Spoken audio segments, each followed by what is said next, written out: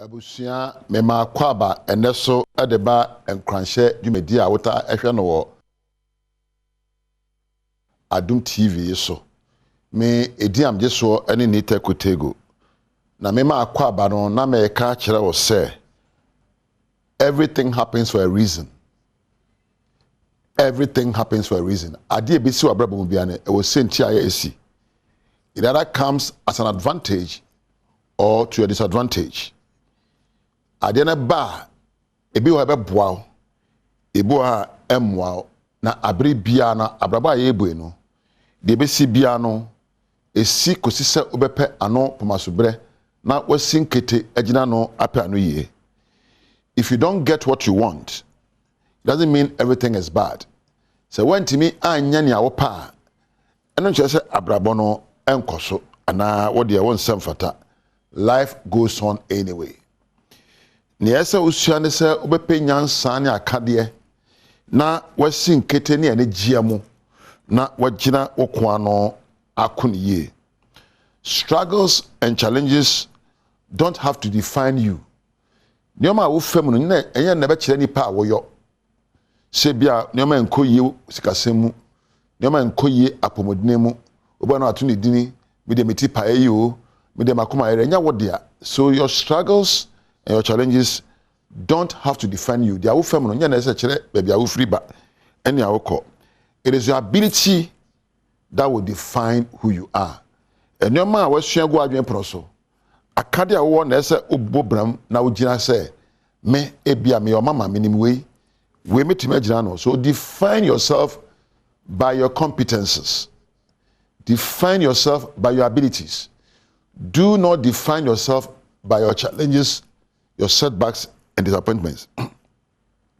Esa wo kire mu hunu se we nipa wo sombo wo nyansa na abegina no akoakoden adinioma no so.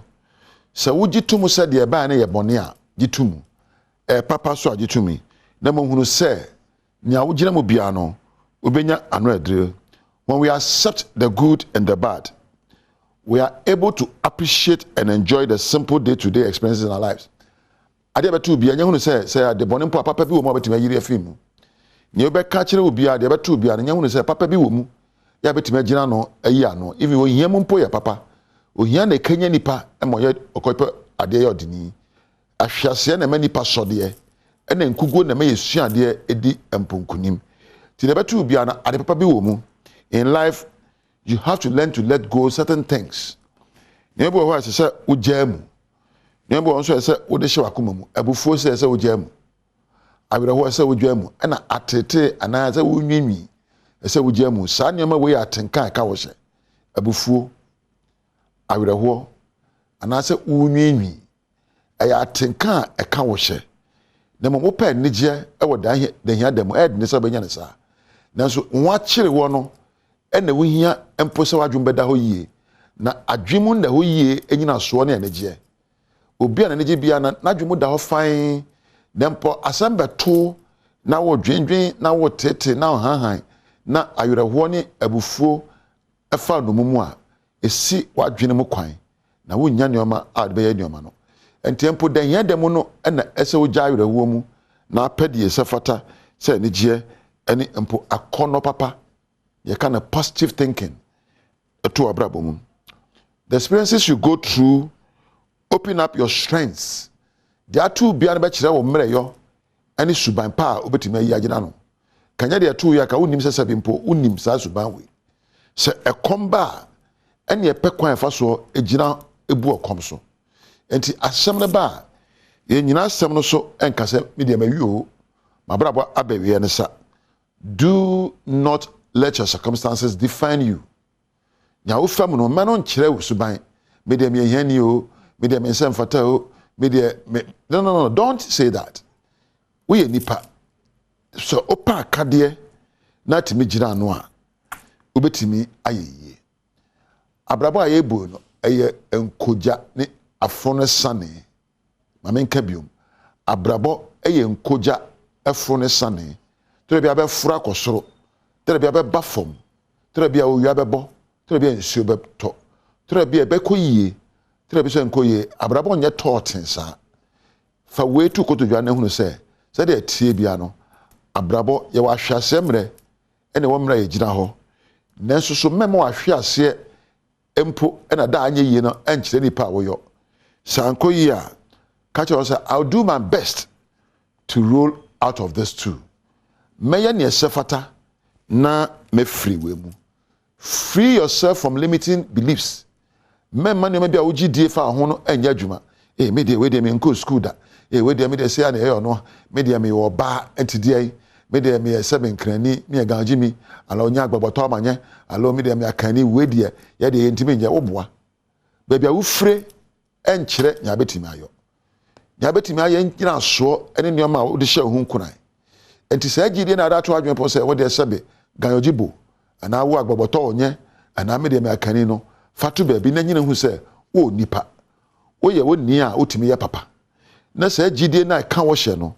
jemu as you work towards what you want to have you will gather what you can do to get what you want so we sing kete ehunu ni abetimi aya o hye hu nkran a ahode abetimi di nyoma so no ebeba automatically you need to inspire yourselves because I believe that life will come with challenges abrabo akonsidie wo ho so transform your beliefs nyoma wogi tu mu sesa na wote na semu transform the way you act saka nyoma wotaye mu and transform your thoughts saka kwa wo fa so adwene ho abrabo obi ntimi nsakra mu ma ogi se wankasa simple obi ma osika se fa bubra won kire kwa ba fa so yusu sika no wona ade sika ne bebubra na empo onya mfaso onyankopon ama nkwa ama omre won kire na ade won kwa na omre beye wona ese wo pen nioma wo de won kwa na omre beyo enti abrabo ye nyina babo mu nsu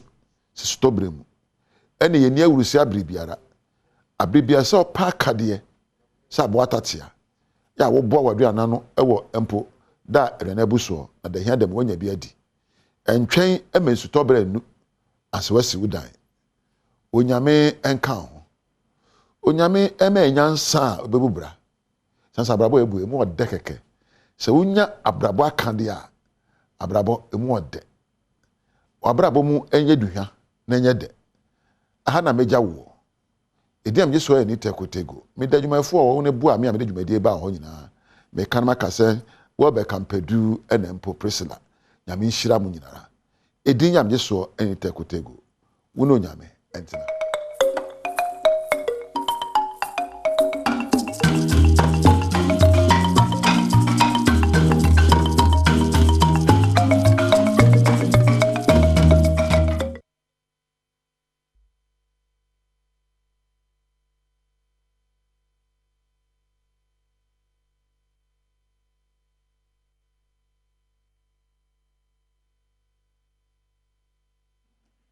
Eradi Adom TV bosomi etoso nso no ne nefua ensia no ayeye chefa owura ni tekotego nso adaromenti wa ma obibia no pe wode bo wontoma no na wode atu anamo ewa abrabonim no nsia so edikan abo ewo enedem eba ne sa bedwam no kasebo ene edikan de so enti mekenkan ede ama wansam no de eduma kote bia obete ene se chochofo peni de ma NDC no ka kire aban se won fa a driver for so na tourism anasa akwansra ompejam ewo oman mu ne enti a wokasa no obeti ase ewo kasem afei awofo bi so kyerese achechefo no omosi kolanti wo mo ate atua no we na nye ho kra ebi ka we ho mekenkan asomo se bedwam kase bi ne ma mechira diamond memo wache afei mechase Church Penny at the National Democratic Congress. Johnson the Sea Dunketia and Eton Crade Amane Abanse a driver for we one so for so pass and Kawaman and Yako one.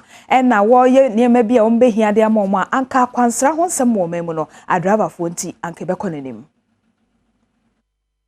Oko countries Biblia, what we serious about tourism. Driver for, taxi driver for, and a frontline tourism workers. Because you train womo or foul airport to pay or the ukono now church near ma interesting so bit me aqua cohe no PS Kanya and the other one be doing church or money into a junior ubenya was a mine no so no a big taxi driver or the free airport echo hotel Say ya dia wani beji krom ho a ubehu. Enya dia wani beji krom ho a ubehu. Enti si ejai taxi drivers no ema womo behave anyway without training. It may higher tourism industry. Na yet me mobilize womo ne ma womo training papa so a ebeboa. The free hobby so enei amanfo bebre e ka say Ghana under the radar for terrorism. Anti-aban response will be say wa appointed terrorism ambassadors. Say womo no na enkodi animu na womo fight terrorism. My dream me say adwuma no sa aban no jai say sika no e na ode emaya ma driver for taxi driver for titiro entity pa say womo no ni animu na yem pick intelligence ya e be gina so dey fight terrorism. E ho beba mfaso ama man no e chen say minu ayire ni terrorist ambassador na ye twesika na ye tua ne ka no. Awofo binum so omo wa santamantam na eto nkrama aban se enkonyasie bi ehuhia se sese woni akyerkyerfo nkabom ko nan a wo mo kyerese wo mate atua esa akola honsem no woni won si nkonya na ne na yie no won fanto yie efise won ma no sukuko aye basa. Yes, intie coffee. Yanko tie radio. Ne amaka radio ne ka sentie embre school ani aba wo ka se yesani aba ni atine fie. Amaka kire se yanko fie na se aba etwe ka teachers for ne ka na aba school. Sanye akyerkyerefo ana atetua anka sabre mofra ni na e wo classroom a wo mu esua de. Nanso enam se akyerkyerefo no atetua nti dodo na no e wa abonten ebi so ekofie. Womo shede nim da potia ombaba ababesua ade biemu. Orayire Dorothy Oparibedu ayo Forukro Municipal Director of Education. GHS3 omo babechro Municipal Mock Assembly sponsor mock ya mwanka ye no from 18 to 22nd of this month July ya. Inti akoba ni say strike ya bemu isesi a minim time ya be call off the strike. Inti akoba ni sa na chese yintumi entro exams no. Meanwhile so very soon I can break a tribia na ya betro BEC exams na nkasa no ya dia ha academic calendar na nkasa. Awofo no binum e wa santemantam ya dia to edwa say. Idemo de nti esra man pay na anfa kakranka teachers for no. Na brabo ni ma ya de pa ya sla no. Teacher for na kan e no kore pa papa bo modin ya ne pe bibi fa mo wo na say no man ni mo ya din. Omoji o makatu ya kura o mu hu de o mo de ye enso fie ti de o mo kan ye ma o man kula ne sa metena fie Ade na mo hwe MPC enjoy omo bufu free bibi free teachers for nya bi enso ma na kire o ma de eye sisie na de bia teachers for agilo na gia Ade sika ni sua Sa akyerkyerfo chiatie ena soye a wo hwe apede ne enyuma honsem Ministry of Employment and Labor ka kire wo mse anano no COVID ba ya na omonko school no na aban chia won ka sa abre no adwuma ben na omo ye ya na omo gi akatua enti se ne bibi mponi a adenti na wo mo tie atua sa aseme so afo abede akire Bright Rekubrobe ene ka no wo enkran ha. Our teacher unions say they are laying down their tools because of conditions of service that has affected them. For some 9 months during the COVID, our teachers were at home because of the pandemic. This government continued to pay them. If today we have a global crisis, only 2 days ago we had an announcement. The president says we must initiate discussions with even the IMF. And just a day or two, you say we should go and give cola. And which was Saka to us to say, as we end Baby Shiampen for one edda a church for Enkabumko, I would do ye ano. Senti Ghana for Emon Paima one Musebe year. In Kitamwa will be Diano, Ebequasum Jimo. We are meeting them tomorrow, God willing. And the leadership of TUC are all invited. And we will have discussions with them and plead with them to understand that we are not in normal times. We are not in, everybody is affected. You are here today, your child is probably supposed to be in school. So all of you, I'm pleading with you, start begging our teachers so that when we meet them tomorrow, it becomes easy for us. Nana mache apa ena waye ohe ewo kwawuda no ewo epoye mantemu na nana chese ya nano get fancy kebi omudisi suku dan si hono besi na womu mie suku dan na no na baako bi ewo ho no yetete dan no se de dan ne tebiate no enye eno ntine ma womu si fufure na so wonim ne enti abesi ne akyerkyerefo ne sukufo eda so akosuku wo dan dadanim ontumi ntina ho nhwe emma bibi nsi ansa na obi a tumi abane na so enti so omo mie dan no a ono ankasa bebia no dan so bebu kum me nkwada amaya be mame kafra ene hyeden no de mehwe na omo mebie mame de a me ne me mamfo ye de epa bie dan na ma ye de nsafo agu foforo agu anu ama nkwada no akom ohawo awo mikro kwawudan ene se sukuu dan a enana no digya ye no sukuu dan no aye owu ofidie na se ebiri dan ne gu ne ye hye ye sraban ene aye get found almost dan ne contractor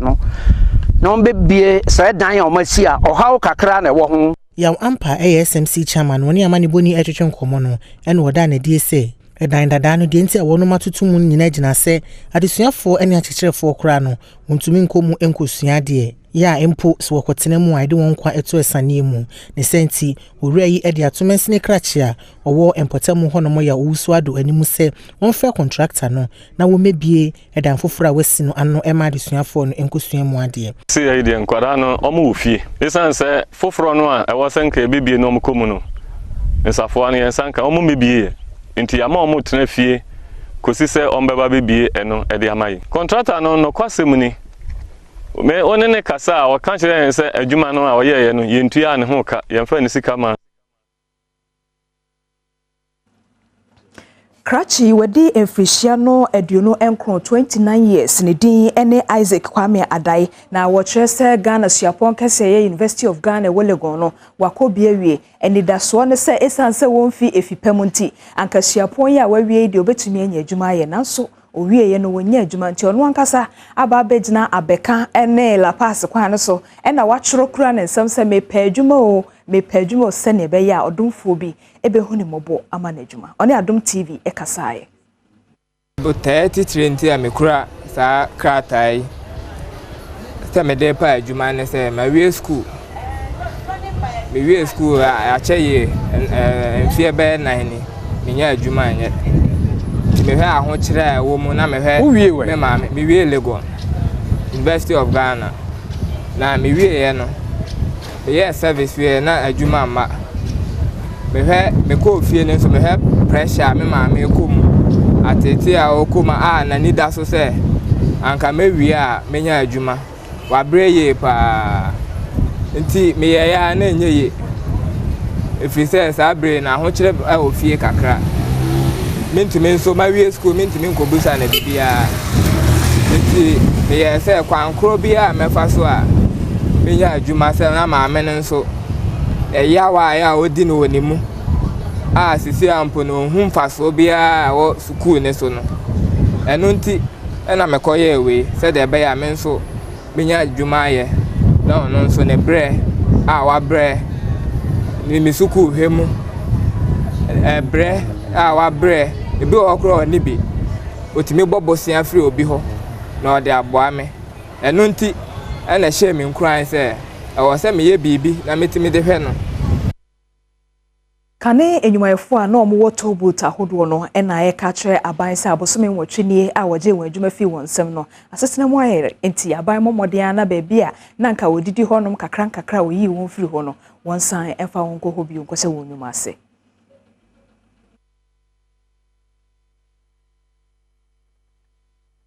I have received the petition and I would ensure that the speaker receives it. So you brought it for the first time, you come for the second time. We will not sit and be waiting for the third time. Whatever we will do as a parliament, when Mr. Speaker comes, together with the leadership, the two leaders said we should come and represent, and that's why you are seeing us here. Jumayefo ya kane no wajiji toyi wo so de to Adom kase no se wonim se aban ne o makasa nanso ne nada eyentro esanze mre bebre e na omo de o masem ababeto nanim a wanya ho hwe ye nimpa ni bia na there be eno na ntre ni omo kan ye ni asem ne say omo nya ni omo kan say ni omo so omo ye honorables no omo for honorables ni adwuma omo twa yentro say ye ma no ntoso miensa ba yentro no mu twa adenti na papa mpenifu a yato abaji mu say ye bre enti mu beboa ye wo man mu afede mu nya mu di bre no mama ade hia dane nkoa back. We'll be back to Parliament. We'll be back. When we come back, it will be worse. There are some who can be a yachi sa almost solve problem. No, and she's trying to extra almost say Jumamba back. I'm a quarter. Miss Ram, or on share. Yeah, more bo. Say, I'm no case, me mammy and son with your munko school. Ekua wofre won say International Federation of Women Lawyers na wo twa ne tia se fida na etonkra ama asoye a ehwe sikasam so say sika aya na wo mode eto foto a no no ebo ema na se nipa wo ye wan yaka de wo afiefiem no abanhwe na won hyem kina se ne be ya nipa bi kosa atabia ne mu a wo benya sika de aboa won. Action Aid is working with the generous funding support from the European Union and is to the tune of 550,000 euros. This is geared towards supporting the implementation of this project called the Transformative Action on Gender Equality. Out of this project, we are targeting to work in 4 regions. We talk about the Upper East, we talk about the Greater Accra region, we talk about the Volta region, and then we talk about the OT region. And which an International Federation of Women Lawyers here we trying to tia say FIDA editor just say what they bon de ro and be ye ka say ehun hia say or say ye sa funding ye resources sa funding say ni anope maki so on fund ye sika ni fund no into the Ministry of Finance them say nyama bebre kana sika nsam dokso na say yan kan say a na che say nyama no bebre priority na I said mama the massive ones victim support fund na ya ne bi ABB e o say tumi bo hu de ro ne ka ho asem. Ghana Mampani Adodankwa Akufo-Addo ene de soso akwakobo fom ewo Manso Honi Valley empotem honma eno ewo atoye mantam ewo empoho mansimu ewo sa mantam yimo na wo kire se we no wo mo ba be ye train akwan a kilometer no eye edioso enwotwe na eho ka no eye obroni euro no ahanum opepe ahanum 500 million euros.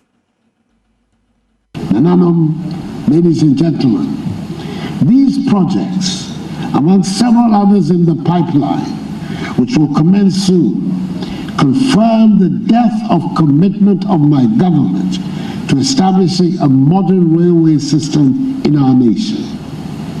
Government is committed to securing additional resources to complete the expansion of the new standard gauge rail network in the country, in line with the Railway Master Plan.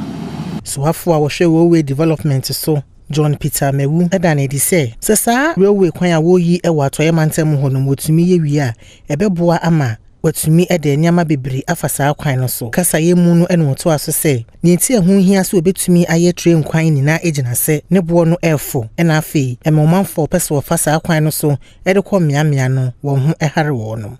Today we are gathered here again to tell Ghanaians where our money is going into.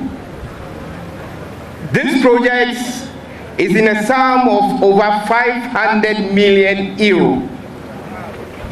And this is a typical example of the taxpayers' money. The money the government continues to borrow day in, day out. This is what we are using the money for. The development of the railway sector in Ghana currently has been unprecedented. As we are all aware, the transportations of freight, including minerals and bulk commodities along the Western Corridor, is predominantly by means of road network due to the state of the railway currently.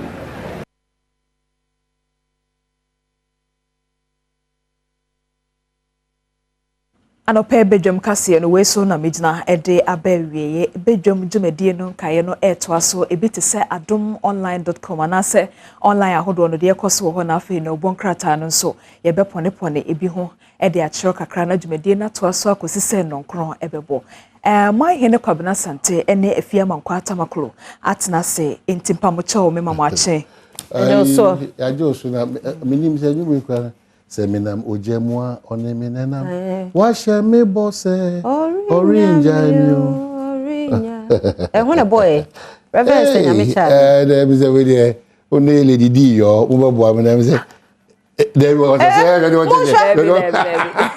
na modi we kura we dey kwa me mo abayiza na minim we dey kwa abayiza me na me see myself we dey bag we dey afri from say Sida Reverend Esenyamiche anase na we dey da ho amire person sia na kan ya na ho ana mawuli David mawuli gba no go hanu go kaza se gba agbozi nti agbozi sia Paul hanu ke ga be be no sound Paul na say ya da me kura bo wa share me bo say boy asoro be na wo mu masa Osofu money na ho say da mreku biso yes ramo wa wonim de boss anyu momiente wa share me boss orinya orinya mana boy da mreku ana esenya meche boss say da mreku da mreku de say omum sa ba na Papa me do hu ya go. July na to so isia. Na lady D also the other otie bi kwa. Say ade a woni hu ni bia na ka kire say me fama no ntum because me jira he sa anyum no minim na me nim your boy. De bia so me ka kire say de bia me nim fama no ntum teja me hwemo. Ye mo bi bia che say ye lady D aka no na enkwada. Onyame ne ekoso de na se kakra bo na July so ne yakowie. Onyame adom keke. E so ti ase. Enti de bia da enko dada ho se esan se ufri abusuan we ana se wakosuku we ana oti sa bia we ana yedmo multimedia enti ana watade bia wahye ana eka bia wotim ana sika bia wo emfa de ne dada 1 minute. Mesre wa ti ase se o masade ne dada o dia wa na wutu amana na wakotom. If the next one nyame fufuro bi outside onyame dada na yenyina yenim no ti misraw wo sika o uni sika o ehia wo odifo ade chinko ade a esese wo se ye wo tumi bia o ye tumi wura oni twedi amponyankopon ene daughters for you ye wo rebi o yes osumbo ma ye so ti e janin sani faso nkofo abodu mo intimacy ye njintum na yentimi mpem ko enka and no matter the situation Ghana finds itself in.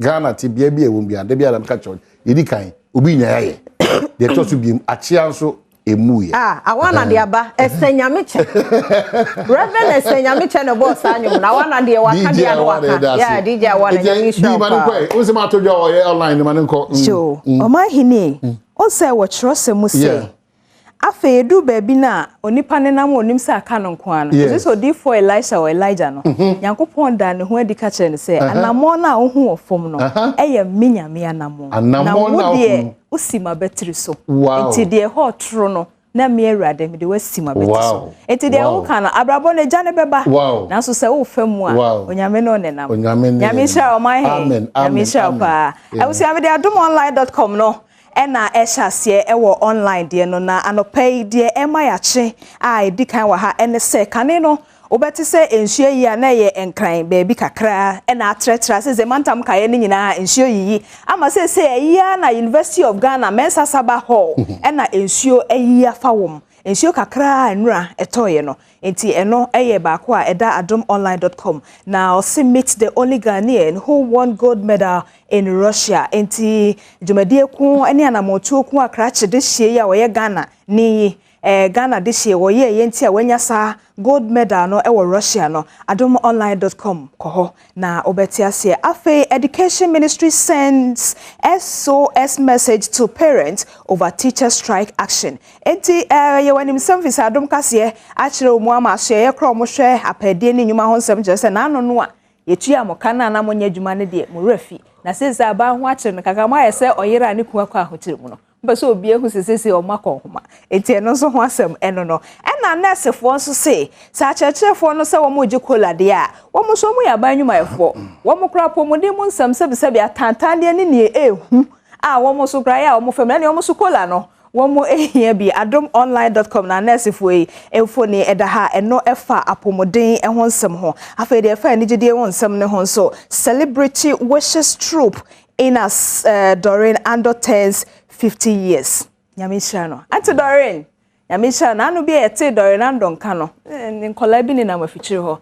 Enso emfa ho se onim the genesis of multimedia na ho brase kekenti 50 no se yerade pa ebi mu meka ho. Happy belated birthday to Doreen Ando of Multimedia. Joy FM to be specific. Inti eno ho asem eno enigide e course so far na woda ne ho no na adomonline.com e de ahye baabi enigide ho nsem e wono nti adomonline.com de no pay de wa ha no oman ne afia mpacha o bonkrata no.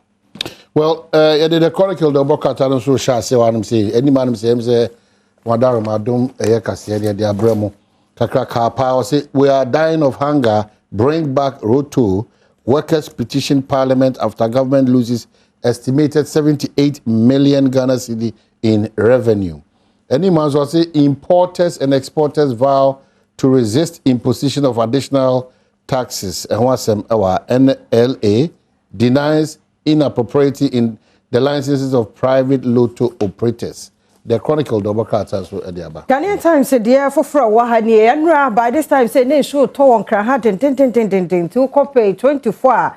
One more say and crime potamu bit say at Abraka, I would on menomnia dear, and then when you circle who say Dubai was here. Oh, we one more crowd, one more boof, one more say bear, Bosumi and Senny and June ho. In so to a how margin, July you saw a how margin, into a more and some. The Bokrata Ghanaian Times said the about who said cars it shweni and another more any at winch more boffon so a boho and some and no now yet the constant for from nemum yedika kawa and Cassiamu pay 16 noa GS and swat one sa at the afraid school random and I'm penny for the school no anno so mobeba na fe and one more akasa strike it and who answer seminal no madim como when so Cassian mo no pay ya the bro who pay 16 ene manso ene huni valley keteke kwan no aban de soso abofom ho emfoni kama enso dani mo ha Ghanaian Times anopay ene nsema foforo bi ene ebo amani bi online there on my betimi dia account bi my joy online there wa hanum say Dr. Bayo na worker say we will resist attempt to punish the poor worker. Eti adekunti a worker na sase odwumayeni a woye mubroni na wompene emma ho kwan sesa nipa no wombetwe na so no myjoyonline.com ebeboa ama wate asie ye. Ekofuado cut sword for 500 million man so Honi Valley railway line eno de eyewanim sem dada na ba ko a eno so eya semode and the ma my Ghana and it's a substance believed to be crude oil discovered at Apremdo in the western region. And na ehunfoni ena edama joy online dia dance say we be egu from here na che say nyankopon a bibia de che Ghana o san de bakwa beka ho no eye crude oil nemum enyini afo no ena ebekwa akode akofa fidie mansa na yenya age atum say ane yenya enti no so ho asem ena edahai bridge connecting Teshinungwa rendered impassable due to heavy rain. Tenra bridge no anansam so na ofaso na Teshinungwa no ensuo kakra toye nti na afei omafo aka akwantimfi eno so ho asem eka ensem a eda myjoyonline.com no eho bi Doreen Ando ena 50th birthday and also said the wine the kama and said then why fe edida hanum say beauty at 50 or day edahe. Sister Penny again, happy belated birthday to you. It's still your month. Into happy birthday to you. And no ehwasem. And some the doors na so kamia say abobobo bi so wakase ni mo e de achiro na ba ku bia Professor Lord Mensa e kan say 11 no kura de se Ghana kwa IMF kura no a eno na betumi atwitwaje Ghana ama IMF no kura tumi ama ye kakra no a ye pe no nti si etwamu a emwa nti 11 no Ghana fo be koso atua na eno so no yasa ko IMF no gu so enti prof ne nimdie mu no na ode e ka asasem yi enti no myjoyonline.com pacho me fancy ha na afi o my na afia bibi wo ho bi wa the hell of the quotation one for yes I'm pausing Proverbs 19:2 ayo Also, it is not good for a person to be without knowledge.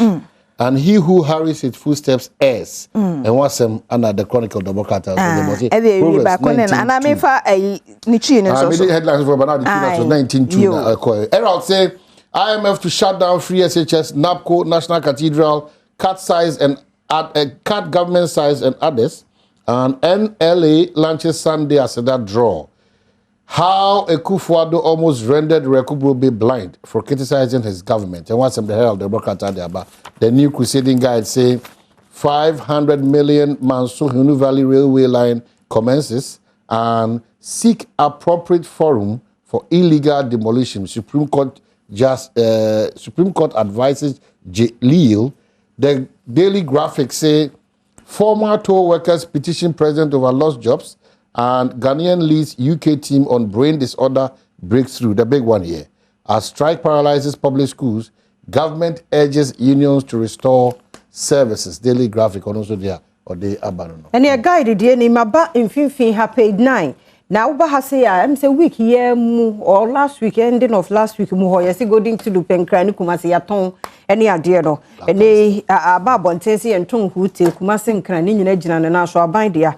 Eti ehho asam de Democrat eni na meba animo hanom a ene yese IMF free sa bad na no tum so okọ hobosia bon say investors confidence organ mu na kosoro pa wo hwe yenya nko ye ne yemo IMF for no credit na yese otumu se wo fom jetre me show me mu na so ye fisi ye dia no boss no be hwe kosoro na TikTok star Jacqueline Mensah so duada ya nyamepe ene di no ho afro sane think eje to ni fie yes o say say ne studio enem say jato na no nai o say sanke bia wada nke bia be yasem fofo de nyame ase wo he daily guide and info ni de ni mu ha kama owura to force ye mrahye bedwani the case na wo court no so ye to ahye July bosume de to so aduonu e ba ko ho asem eno no afa keteke kwan a ye wo manso de fa huni validate no ya Canada eno so apie mu ewa ha na ha de kakra bi e wase ha ye wo ne ode ama akromfo mummani na ho hwere mo amfa mo kro no no ankoso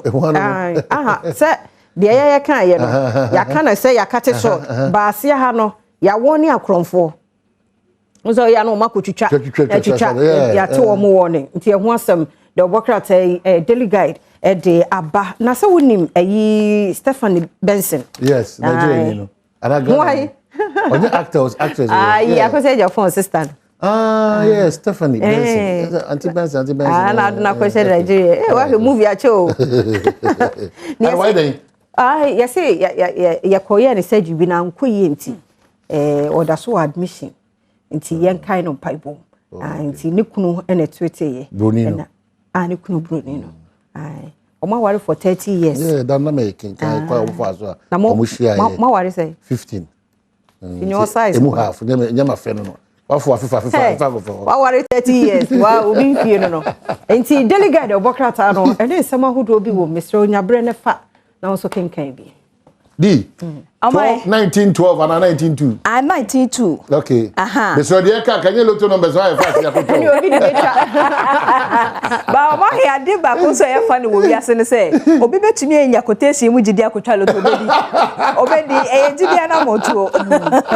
Okay, eti Proverbs 19:2 no say okra nimde abono no enye. Okra nimde abono enye. Na de ne nan ase ye hare no eye bone okay enti pe adekwa apesa we ye ne hunimde emfa kwati kwa ma wo na ase nye hare enye sa wo be ye bone we ni nyame asem amen mama ka se nyame aduma fiada we ye wo aboso kan enti ye kukuru show ni nyina kwa aboso kan fiada we ye nhia the people's cry enipa yesu a yesu ye dwa ye twa na ye hawa kese de dada so ni nyina na se ye hia Ame ya aduma yeshia na tese yetima toa adwene ne afi yehu baabi e di ebia ebesi enti kan ho efri anopa no nsia kopim se no nkono bo no bedwam on Adom TV aboso kan edition the people's cry obeshia Lady D yo no we share efri amakwata makwachia o man no kwabna santi kwasinsia Wallace ene omo makanyina the entire team but when you just a hope ya dia ya better ye nti ka say watch this space ebi kwa ye ba okurum ho na wo nya we and watch this space bia ba ko so oman akwanya so beba ma enuanom bi bewo efie ha etem sa akwanya beba ma wo mo so bia wo wo eho adwenche bibi no nti omo nyina infino yanko we was Koso atenso jaje mfa. Besia dey say e do bi ase koso na Adom TV titru Badwam e da se.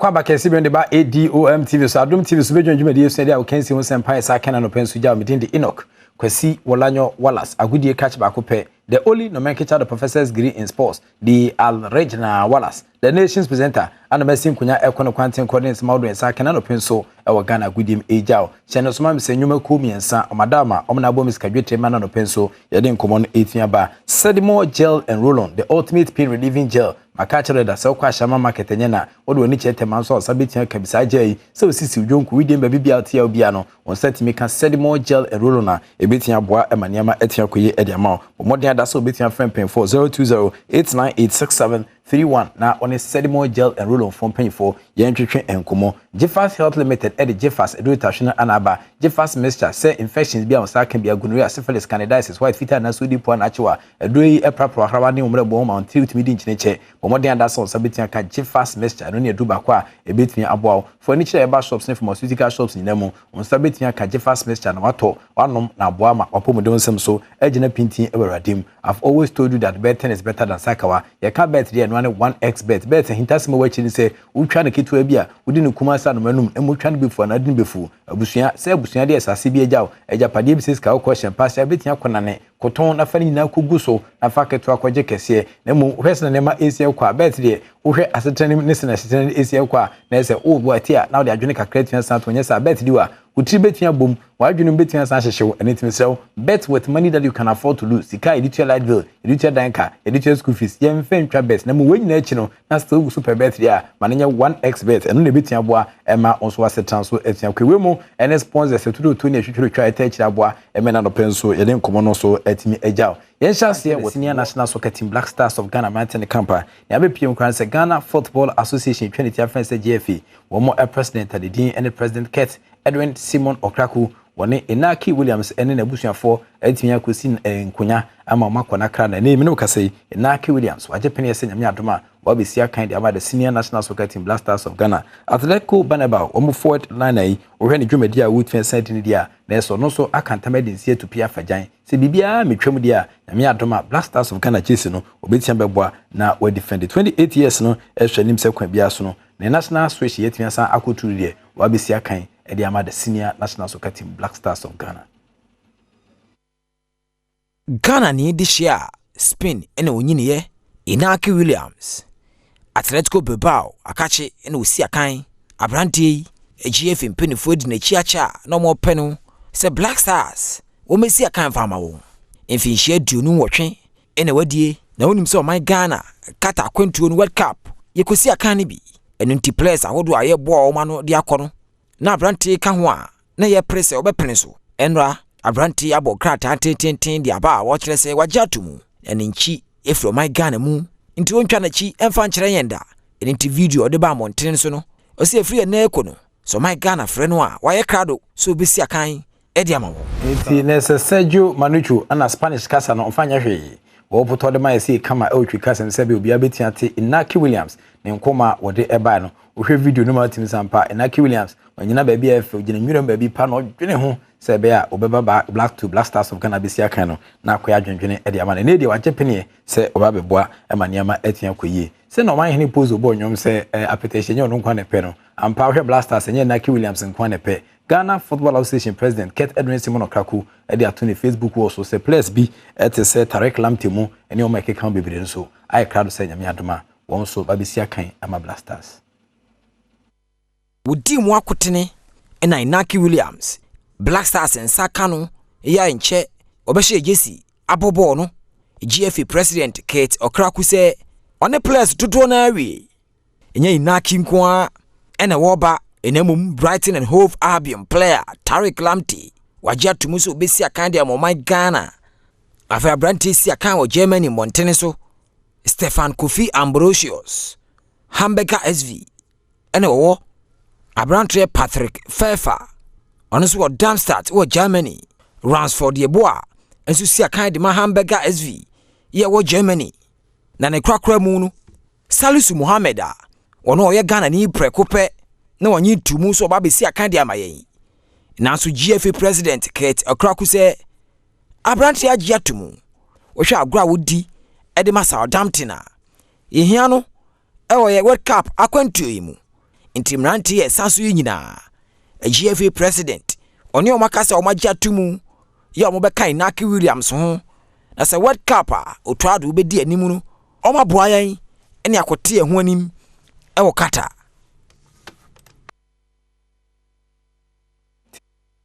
and then come on so Ejaya but Yakumwa former Black Stars goalkeeper Adam Bata last in Kwarasi ono so den komo kakra tiansan ba se nyame adom na se World Cup against kese ni tiansan to dwa omo ebe hwese ne ma Asia koso na Ghana fo wi betiansan disappointed here but omo hwe nim se nyame adom a omo betiansan to ne ma na akoyi ede ama the senior national soccer team Black Stars of Ghana or World Cup especially see BC candidate Portugal Uruguay and afi so South Korea for the omgidi pass group H against ne emu be den ba Black Stars oma be ko okodenten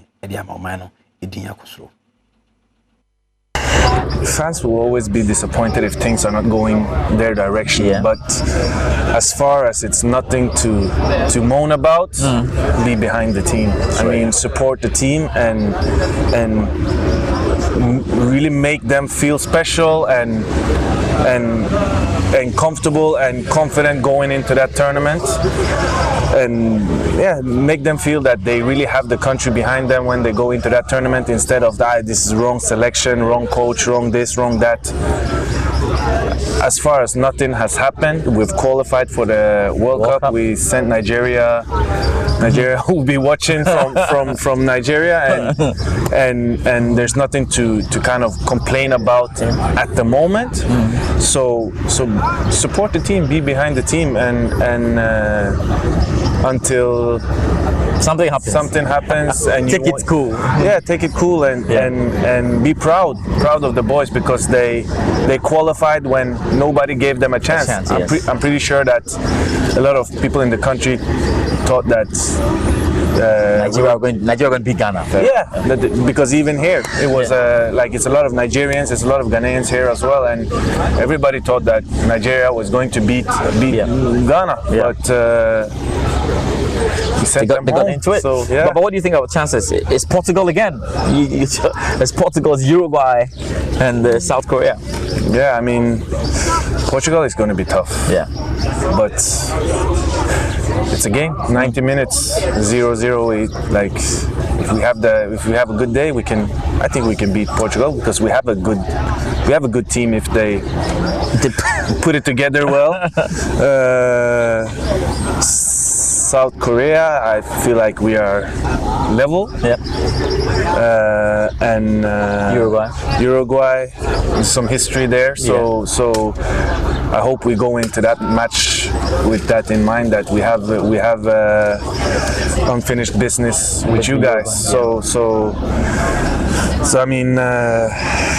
It's a really tough group, very tough. But with the right preparations, the right mentality, and if the team is together, I think we should be good. Yeah, we can do something.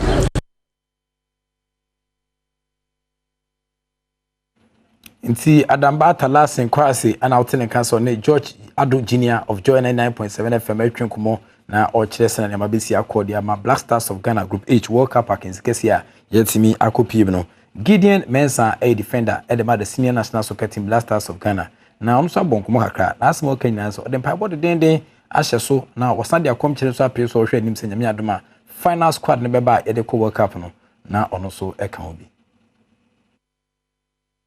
I mean, I say, even though you have Nigerian games and qualify for World Cup, no, and don't just say automatically you're listening. Until media, Momo won't say no. Who say I'm paying conform with your motaichi because Yenya who cover nearby no. Uko Pakistan fans niwa what you know bebre ultimi boboni but the match Ghana for say be here mu pa say obi obeko kata obi obeko Ghana obi obeko bebia wa wi asemu ne be here mu nyina na be ya enso bit makona bibia akoya mai Gideon Mensah na alternate council de nkomo age no na yeka the senior national soccer team Black Stars of Ghana na say goalkeeping issues kakra ho amafo be na enyi ni say the current crop of goalkeepers are Black Stars wo no ombetimi ahya Ghana no nyamsa e World Cup against Kesinim nanso Abante Abdul Fatah Dauda Lion na asema woka say o former goalkeeper edema the senior national soccer team Black Stars of Ghana ogusu da goal enso edema local clubs ni bi ogidi pa say Ghana goalkeeping issue bi eni ho na me adoma goalkeepers e di ombetum no ombeso boss abwa control fee e di aboa e ma Ghana kwakọ nanim the goalkeeping no Ghana no so da na ya shawa the could be sometimes blames there but which is no more their goalkeeper the familiar okay more chance more chance maybe which is Shana one team and number to come on you. See Abdul Fatah Dada former Ashanti Gold Football Club goalkeeper and alternate council de nkomo 18 seja we so na megina na media nenso maso da me besi wa wokensim no ebetimi asi nyame adoma nkomo no bisa bebi be san dia broba to hwe mechire kwa obehume ewo aye asempa 94.7 FM se de nkomo hodo a aka no so 18 sabreo she no so mam say 1xbet have always told you that betting is better than sakawa bet de utwan before ana odin before twan kuma bi odin kuma san manum ene uba intense en sheden tiom ken obia e bone dan so 1xbet unya odds ni writer ebo amaniama 18 year de ma mesrew utwa bet na fa dwene kakra to ho bet with money that you can afford to lose sika editia danka editia light bill editia tight em fan twa bet nyesa dia ebediu amaso 18 san she afen so kwa take a break after continuous losses ekoba se bet egusu diu na ediu a mesrew e atwentwen so kakra na emepem no wasa no 18 san jim nkomo de bibiri na ho but je fast mixture and so say infections bia awfam bia o set me kan je fast no so ebetin set to ase awro wakrawa no mrebo ho amotin said nchine ache ana afin so kwa sedimo gel and roll on product the ultimate pain relieving gel o set me kan bia no so betin aboa ema yawde bia to obidiem bia etimi aprapreche e de ama se kama obetin akotema main market o ashama so ye ho obetin first sedimo gel and roll on for 0208986731 na on sedimo gel and roll on yenhwetwen komo yenhwemwa ema niama entimi tutu yemfama madama omo na techire bo ama ena no penso dia wo kensim sempa saka etimi ejawo me so su die menua po hyesika wo ye nurse wo Kofodia Central Hospital fantastic birthday morning enkoma bibia ubia udu birthday bia po hyesika fantastic morning enkoma happy birthday kese pa ana enkoma o dwumadia ogusu edimu mechia adweso clinic workers a oni omuso ye dwuma ho nyina omuso etibia omyomutu omdwumadia omgusu edimu midin the professor Ike wala sagudi catch back up and mjina of course evidence based sports presentation etimijao erade entine ma onya okese yin febia ni da so ni fanko bebia ni da so the act of being a good guest is to know to say goodbye.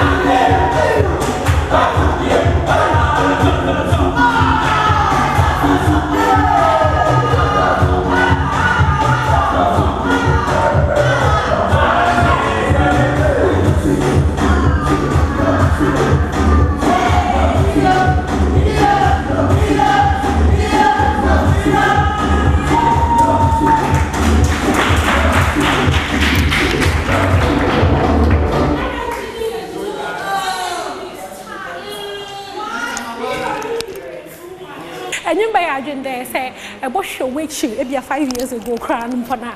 On your able to my catch your mommy there, a pedal dancer, eh, mommy, what you want your mamma. Nanso no dance God Lloyd, Afrobeat, Quabbles, another room into it possible. DWP, where too much.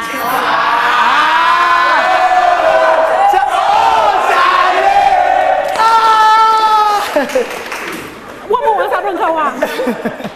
Way too much. Woman, I saw you easy. Woman, I saw you beautiful. Woman, I saw like. I saw you busy. Too much. Yeah. No, so no. You know, so say album. Most man what say about a year ago no. By now, will be a new members be nazi. Until you had a baby catch up. Okay. New members. Yeah, we have new members. Your new members.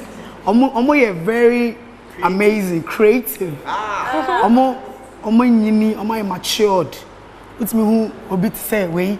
Afonita, what to say when you say what me smiley first no okay for. What you say or your TikTok anyhow. It's what I say no now 1 million. What I say? Your friend Lisa Kwama. Akwa so wonder kid. Your friend Fikumase. She say when you can say I white. Let's talk about young girl. Wait, oba na utimi hwe enim po. She say osre osane fe energy. Pops bra. Pops so she say no we JHS ana. She say osa pa enya agro. Ye de me onu gina ho a. Baby too. Easy. Energy level no ya hard. Easy. E penifo no so bra. Hey. We so free Nigeria. And over joining Asabi Endurance Grand or Sapa Papa Sisi we topic of the town. Yeah. What I say? We Mombra champion rolling. On so Sisi no we University of Kwame Nkrumah. University of Science and Technology. What's the course school? Graduates, so sir or Chenkofo online. We must ho. If any key guy, or create asa ahodo bebre. Cash so cash or create challenge be on endurance grant. They say I come viral.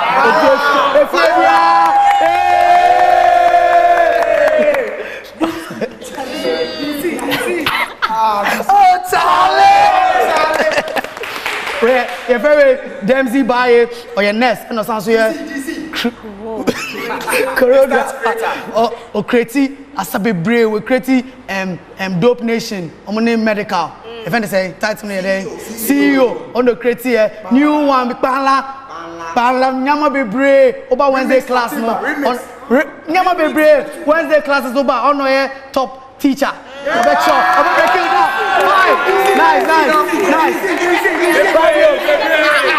Energetic timeless. It's a winner and on any brand. What I say, una energy, top level, or contributing a lot to DWP. So what I say, why naka? Hey. Big boom. Check a drip no. Badwam. See, also graduate GIJ. What I say, and young Colani was say your school pan. Yes, what I say it was teas no. And also creating new dance. If I say, yeah, papa. Oh, ne hu enika. Okay, ho you need bebre. Flexi you be a obuade pa. You're very stylish. What I say? Or sasisi a woni beje. Mane bako.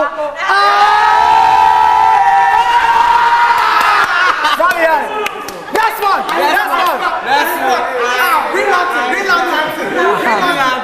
Okay, that's my introduction. Pacho, you're very special and unique. What I say? Oh no, this dance style, no, you're very, very different. Okay. On a blend, yeah, it's very, very patent. When the guy, we only say our team will soon see not coins at all. Match.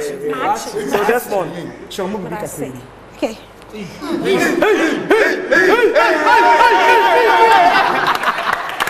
That be hard. I remember agenda. Bibiara in Yuhonoma. or you do there you do something that you love. Say hey baby I do and it brings you money.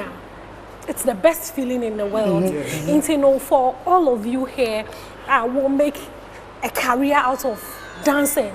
Superb. Thank you. It's beautiful to see this. Thank you. And the way I was so big they show, but you know, what's so my only them my but my everybody Eboa. The energy no what for no him fa. Energy no obi mama answer. What for energy no him. Energy no odona ye wo ma ye hu no nti se obi sana o chain up na e man ni gi otimi ye ne nyama e bro so awonwade so at the end of energy no anything na wo hwe a wo be smile because me pese me sabi e odo aye wo ma asa no ene ye hu enkabom e very important so what you say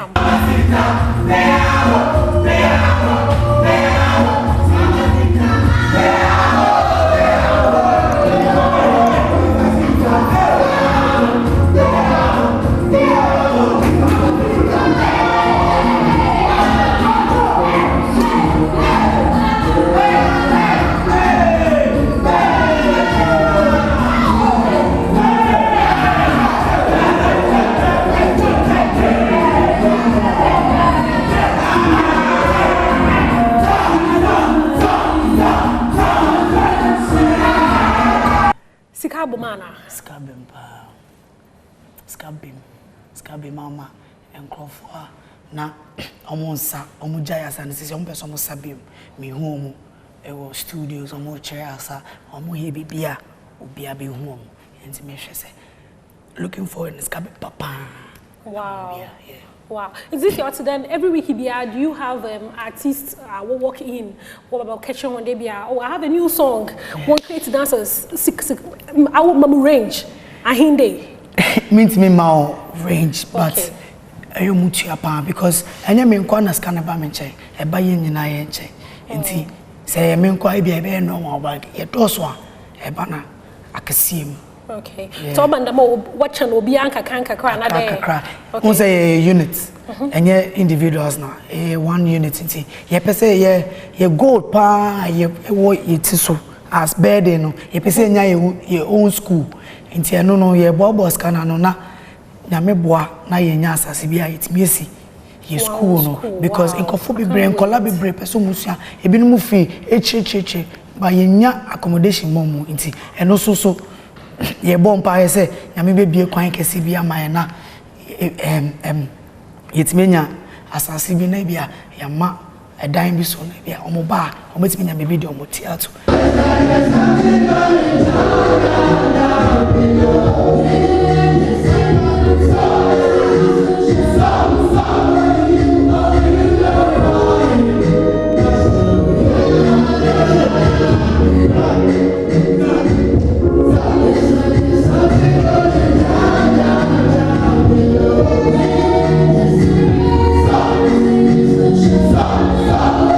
Guda. I don't know. Abobit, what's up? Okay. Now, Orokoden, I saw Chene or Orokoden. Of course, fine. Since Adom, we have a whole army case here. What I say, and we are training you to the extent so we'll be able to match this year. You understand? So, yeah, per se, be more branches. Yeah, be more branches. They are dance the you will branch back who Kumasi, you will be Accra, you will be Ohu. And then will be US and so see any abri more things. Sisiano, you would there why you will push artists na say now how far with that one to say yeah shall say no na yes start to say yes no na platforms na one and share down doors so and I say the Bibinya coins kakra bi agi say the sunny to YouTube na YouTube my coins kakra e change na nice kakra na ho nice but edu bibi na be realize say copyright no say I started age my very so we decided say oh yanka say be nyum ni beat started with beats and then we dance our own beats but then along the line we realize say yeah man kofu nyum hate it what I say so we have very good ears for like good music so we started putting one or two together and realized e beti my nyum.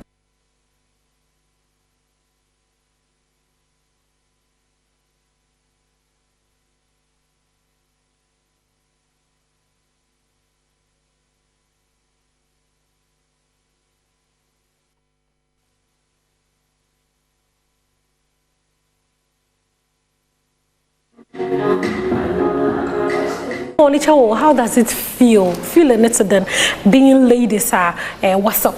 Obi Baba Mansa. Afonita, Yanko. Feeling amazing because it's rare, like it's not common to see women doing things like this. People would wonder like, why is a girl doing this? Or Adena, where your banner, okay. But doing it makes us feel special. Like it puts some kind of respect on you. Like you've gone out of your space and then you are doing what you love or what you feel like is best for you to do. So it actually makes us feel very, very special. Yes. Okay. Okay. Now, what kind of special as me? Have you had that encounter? Debbie, you have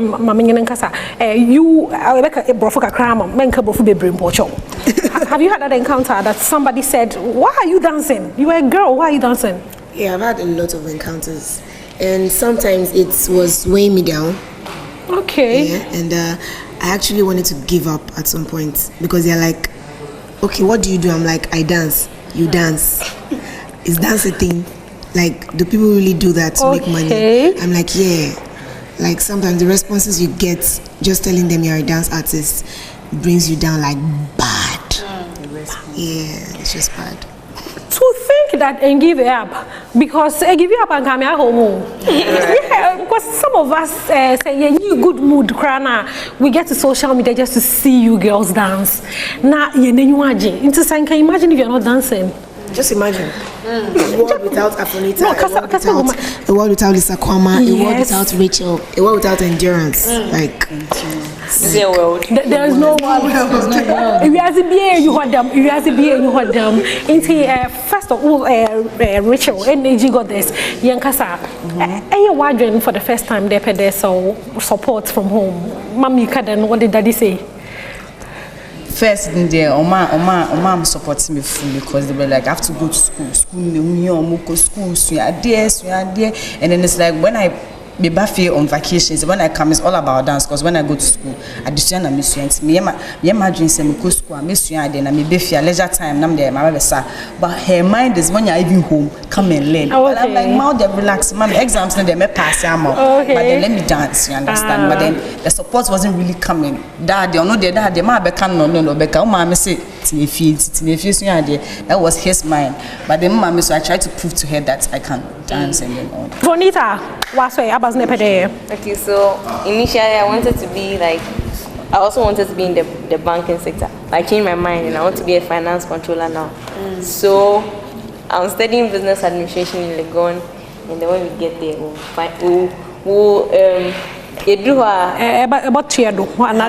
want to say that I'll specialize in finance. How do you say it in tree? Finance best. Okay, now when you're finance, what's about into business finance? I do business. I want to be a chartered accountant. Yeah.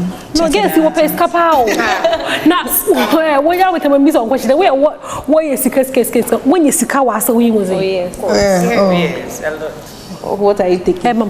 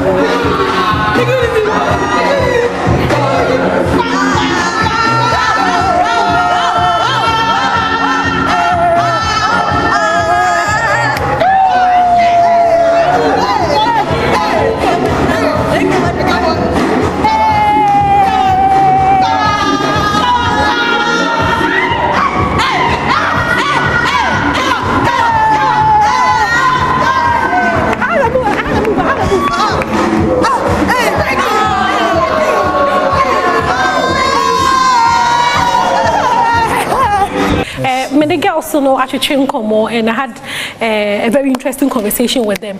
But my opinion, anyone you girls know them. They are special, like they are unique. Omoni kind where we are see more. They are the only girls that can make you happy and put smiles on your face. Wow. Obi another opinion, Anna. Obi another opinion about the girls. Yeah, share the same thing because Oshe girls no musa Ghana na. These four are women musa siya. Me special, me different. Okay. To me Afro, no to me girls are sound pepe. The same as what the boys do. So me special. Okay. Now, when you be see wa join na. So person will join here. Yeah, have a rehearsals. Hey, auditions. The pedem be said there. You find that if you have a sister. There was sister not to pedo sawa. Abasam the beka no. Well, my catching is say idea or no person yeah. Me stopping because me hear the same thing. Okay. So finding happiness in sad no person here now. Me stopping. And you know what's on VGMA stage? All of you. Yes. How? Not feeling later than one can share me. Also, the feeling was crazy, super because it was one of a kind. I said, on my fire, like out of all the dancers in Ghana, we are the ones choosing to represent, understand, and we were able to work with a lot of artists, and then we had our own Bible. It was crazy. Now also maybe advertising. Okay. Okay, yes, but we last year. Oh, okay. Juma. Another way, Juma. There is a young pessimist. And down say why the papa, but Mzubesi had na Makaka so isn't a Mammy Boatma, the Fantido president for the Brothers and Sisters Association. Sandra Sanakapo, a mu producer, Albert, a camera, the Marana Bright so had the Obabosh sound, some seminar. But that's not happened. That's now, Sisi Arazi. I'm rolling out.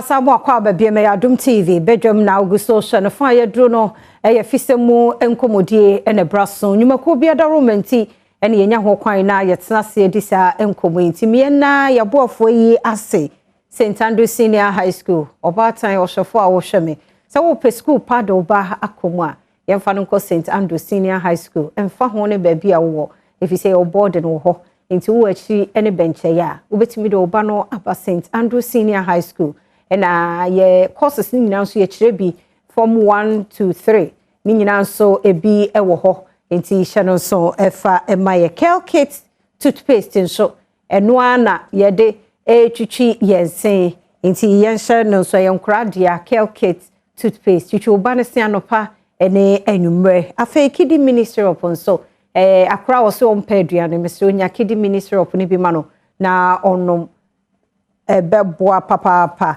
enti eno no pure healthcare so yede omo ase ye papa se unya wo mo 3p garlic mixture ni bi enomu a eno so eboa ye pa wodim de garlic ye ewo ni pedue no emunti no nya pure healthcare 3p garlic mixture no ebi se adwumako yinti ende yeti adwam ede efisem nkomodie ebro na wotwe yesi mu ya na chechefo se omo strike if you say womo asem a womo aka se kola ana se cost of living allowance aban fama womo so fama womo no womo akọ strike nti na school no aye bibie wo ho akra akọ school kura teacher ni bia ni ho na no aso yete ho ayenka bi enhyemu na chese Ghana Registered Nurses and Midwives Association womo say womo so do womo ho agemu bi e wo say aban no ema womo so kola ke no ebi enti me nkwa ahoma no so na womo president ye mame perpetual forie ampofo ewo ahoma no so yene no eni enkomo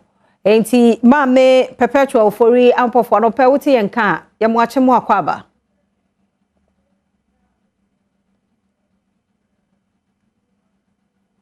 ebe se the line no article ho me hwe de yenya no ma perpetual no pe wuti yenka ye mo achemo akwaba. Okay, yebeshe na yasai afreno ebiomti no yepase yeje wonmo so de ntia. Okay, sesi ade yasenya ne biom yeda na sepa. Mama pecho no pe uti enka ye mo ache mo akwa abade wo ba bedwam so. Ye ni amini aba. Yeda se papa pase di na me boy ne pepecho ofori ampofo. Pacho no. Yeda se. President for Ghana Registered Nurses and Midwives Association. Sa pepepe. Yeda se pasa no fenso amakwan se ye no eni enkomoi. Na a nurse for the midwives. Most more cost strike ni bia na. Yenyen no ho. The year can say 20% cost of living allowance. Ya bohu de ro ache. Teacher unions no ehia ebra ye call labor conference no ewokwu ye ba ye chiri as organized labor ye betena as agi2 mu say ehu hia say wo hwese ne ababo ne mu sin kona inflation kostro bibia boyedin enti no asema ewo say ye ni na ye de to aban nim say o ma ye 20% kola. Enti yaje to mu bobo ho a eno ne de share Mayday statement ni mu a ye ready during workers day. Enti statement na Secretary General ready ye no na nye TUC statement. It was organized labor statement. Ye ni na ya dwen. Enti na ye hwemu say aban through the Ministry of Employment ebe hwe na ya start aka ho asem se na ebe ya 20% na ye benya. So ebesi nei obiantu ho anamon bia teacher union si kasa eba na nurses and midwives ye kasa TUC affiliate kasa obi e kasa and second ban strike ye nurses and midwives ye nkanya dey mayen and so they say we want to give opportunity to the Ministry of Employment and government for that matter to properly engage. Na idea we no young company see say it's not just about young amateur say kata bebre no. There are other unions also part of organized labor. They also deserve the cola. And the cola no to be because of them enya conditions of service obi kwashe kokoema ko negotiate there be. You can't cola one of those things so sure with the arguing in previous years idea yebema ebeko public sector workers na it was saying na yenye bi now it is said the your national council snas no and some aye bobo ho no eno de atobe paso aye no press release no enti normal corner ye hwe na say yes san kind of say ye person ebe dialogue na dia then we will resort to an emergency national council and take the decision there eventually you. The National Council will decide. Na Auntie Perpetual, we no release, you know, Mama Ministry ni bidada. And I said, then my afa hu sese. Sese no copies na council a air call monche and no I started distribution in minim say do the various offices are. But it has gone out and we are hoping recommendations now will release them. We need to engage as public sector joint standing negotiating committee. That is the body that is recognized to deal with these things. We need to sit. Apart from even Kolaya say 2023 base pay negotiations should have been completed in April 2022. And no, it's still pending. And these are all matters that body needs to sit and address. Because we should see the corner. And it is increasingly becoming difficult. Poor prices and okay. Auntie Perpetual. Goods and services. Aye. Sorry, say kato. So we say money abai no share mo didi nkomo binom ni ade na obi beka say I said there achechefo no ba bonten eye say nti na mo so mpese mo de mo ho agi mo bie na mo so mo yesa because say ana wu say aban ne ho kire no nti wa ko bo bosia na wo ko IMF fo yi ehwe ah yet said there achechefo yi nti na mo so mpese mo de mo ho agi mo bie. There be. Usha public sector, the two professions that form the largest component, teachers, nurses, midwives. So, and you know, and you must say, a fire who change, do na. What you say? And I make us say, and you say, be a teacher voice as I say, be a whole bomb. There be. Yes, and commodity we are saying, make sure what we see to say. Some few months ago, some come away SRC, who could share organized labor meetings, minutes, these were discussions, then at a point, you say, this is the way, media engagements, engaging with the Ministry of Employment in terms of preparation towards May Day celebration, any statement I issue, your survey, all stakeholders. And one clearly, these were the things that we asked for. Okay. The right thing will be done. That's body now, kind of public sector joint standing negotiating committee. I said, Yatiadana, young friend, Yatnasinia discussion. Body no, we're expecting to sit and look at these things. But everything, no, and the teachers are right in demanding for what is there. Nurse for the midwives. Yes, we have to senior discuss it. We are putting it out there. So, and your teacher for one here, and like I told you, and then your nurse for a midwife for one here. Public sector workers here. Now, and that's the perpetual. Out there. Mami Samra will be necessary action. Mami Samra will be a moo yes, COVID no so by and now at the here so bow may money idea. And I covered the brain moon so no, a bino so boa moniema who do be mo. Unyi ni se a wana bino so boa mo wa we here bremoon on tinkane, a bianchi a better train so cacra, a bemaniema, abba form be a young head, the IMF and kiss our dearly be call, and never be a bessier, since say, ya dead jamuda than yes, Sujanu gomu, a woman somewhat card ye, my ready more ma, oh, for what moon compound quetchy, brana. COVID mo aye dine no kwan ahodo aban so fa so e de support mo na nke bia mo ma pressure no ma form kakra no credit e ba akope again na aban ye man during COVID yen nurse for no midwife for in the face of the fear and anxiety of this virus the jina kona no ye dwumaden e de bo agan na man tax waiver yen sakan ye yes e ma Yesika ekwenim kakra. It was for a period of 6 months. Ye free ho. And no na yen na enjoy ye. 50% frontline allowance na was say no more treatment centers. I say ye ka say edum kra omo fa nka omo de. Medical insurance I promise for those who will be critically ill, those who will be infected, yentia. We have issues. The numbers of cases are still going high, and we are still working. Enti anti perpetual sa anti perpetual 1 minute cry. Aha, perpetual. Is there working boss ahodo na ban ni hyehyɛ ye free buses no ni ade extra allowance na sika bi ade ka ha. Opa ya sa ni nyina ama. Ene na me kyerɛkyerɛ mu no. Sɛ nipa dodo na ebi mu wɔ ho a sɛ ye ka sɛ still almost anka omo de. Ene na me kyerɛkyerɛ mu no. Enti me nka me kan sɛ no kredie ɛyɛ baako pɛ. Ye wo de yɛn sakan ya ɛkwama ayɛ nyinaa. Enye nurse for ne midwife for nko a. Na ka sɛ ebi nya bi na ebi nso anya ho. Ebi nya ebi mu so anya omo de. Ena me ka sɛ 50% allowance kra na was a comma or no more treatment centers in a crano. Dodo na san count with it. Dodo na san count with it. And to where no insurance cover, and I was a comma almost woo ye. Ye comrades are woo ye. Bibi and wa almost less of kin and our family members is back.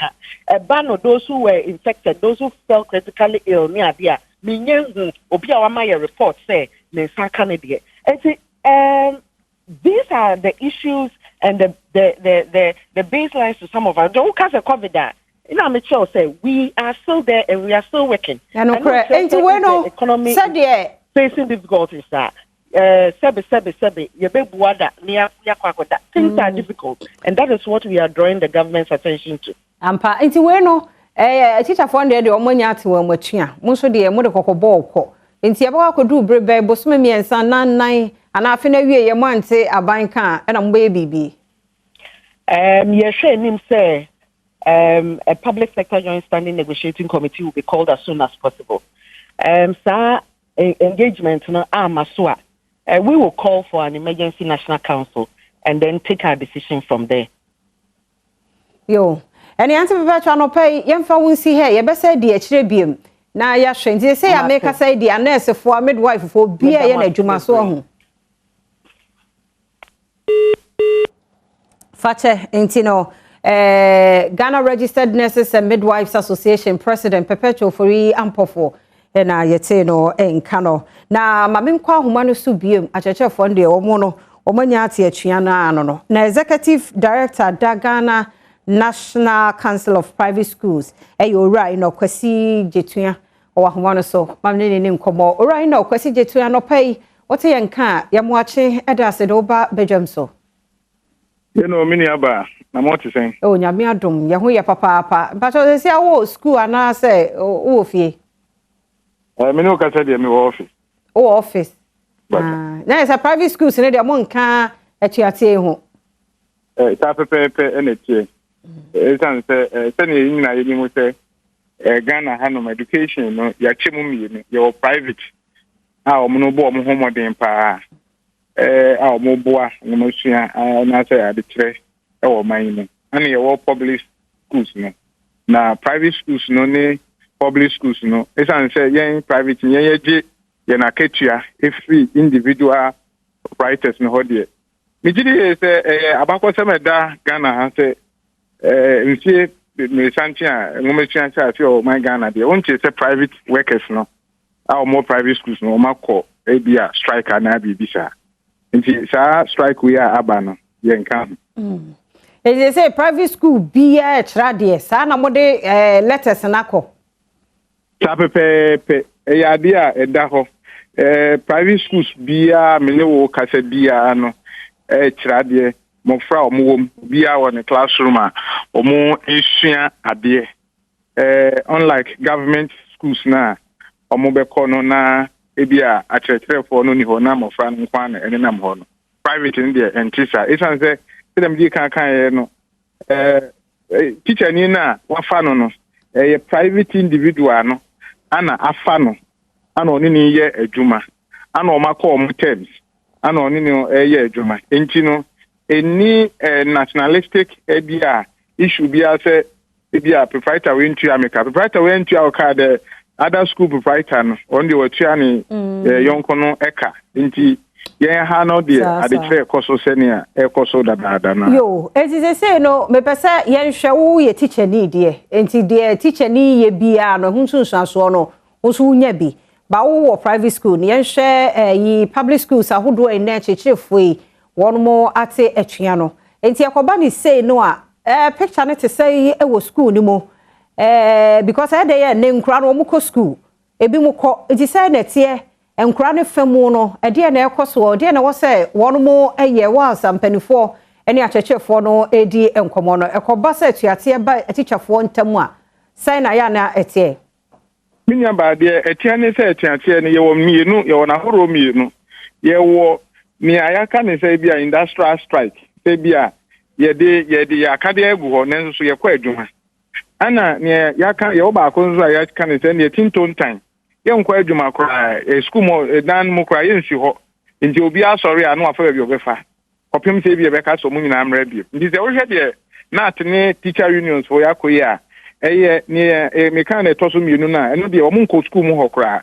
eye total striker omo indefinite omo nsi school mu ho ana omo kan say bi a ene ne be ba na so kan ne be ba e ba ne sa e wo how kese e wo mofra no so ni nyina ne say ba ne sa mofra no be ko school so me ko school no na adekere no enye den enkoso enti say obehe no enu say baby a ya nkasa council no na ye pese ye pick some kind of feedback bi ekokoye ti say asemuni ade adobko no na mofra no ejina ho a edan bi ho a ya locky no mpoma ni bi wa na ya biebie na mofra no ewo na ni nyina ne say eba ne sa say education unit na ye Ghana Education Service no omomo ho ye ha na omutumi ka kire awofo say akyerɛkyerɛfo na omo hwɛ mofra ne so no omo ekɔ atuate ananso omo de omo nkata na omo trodua nyina yɛ den egu hɔ a omo ni school mu hɔ enti awofo bia hwɛ sɛ obama ne ba atena fi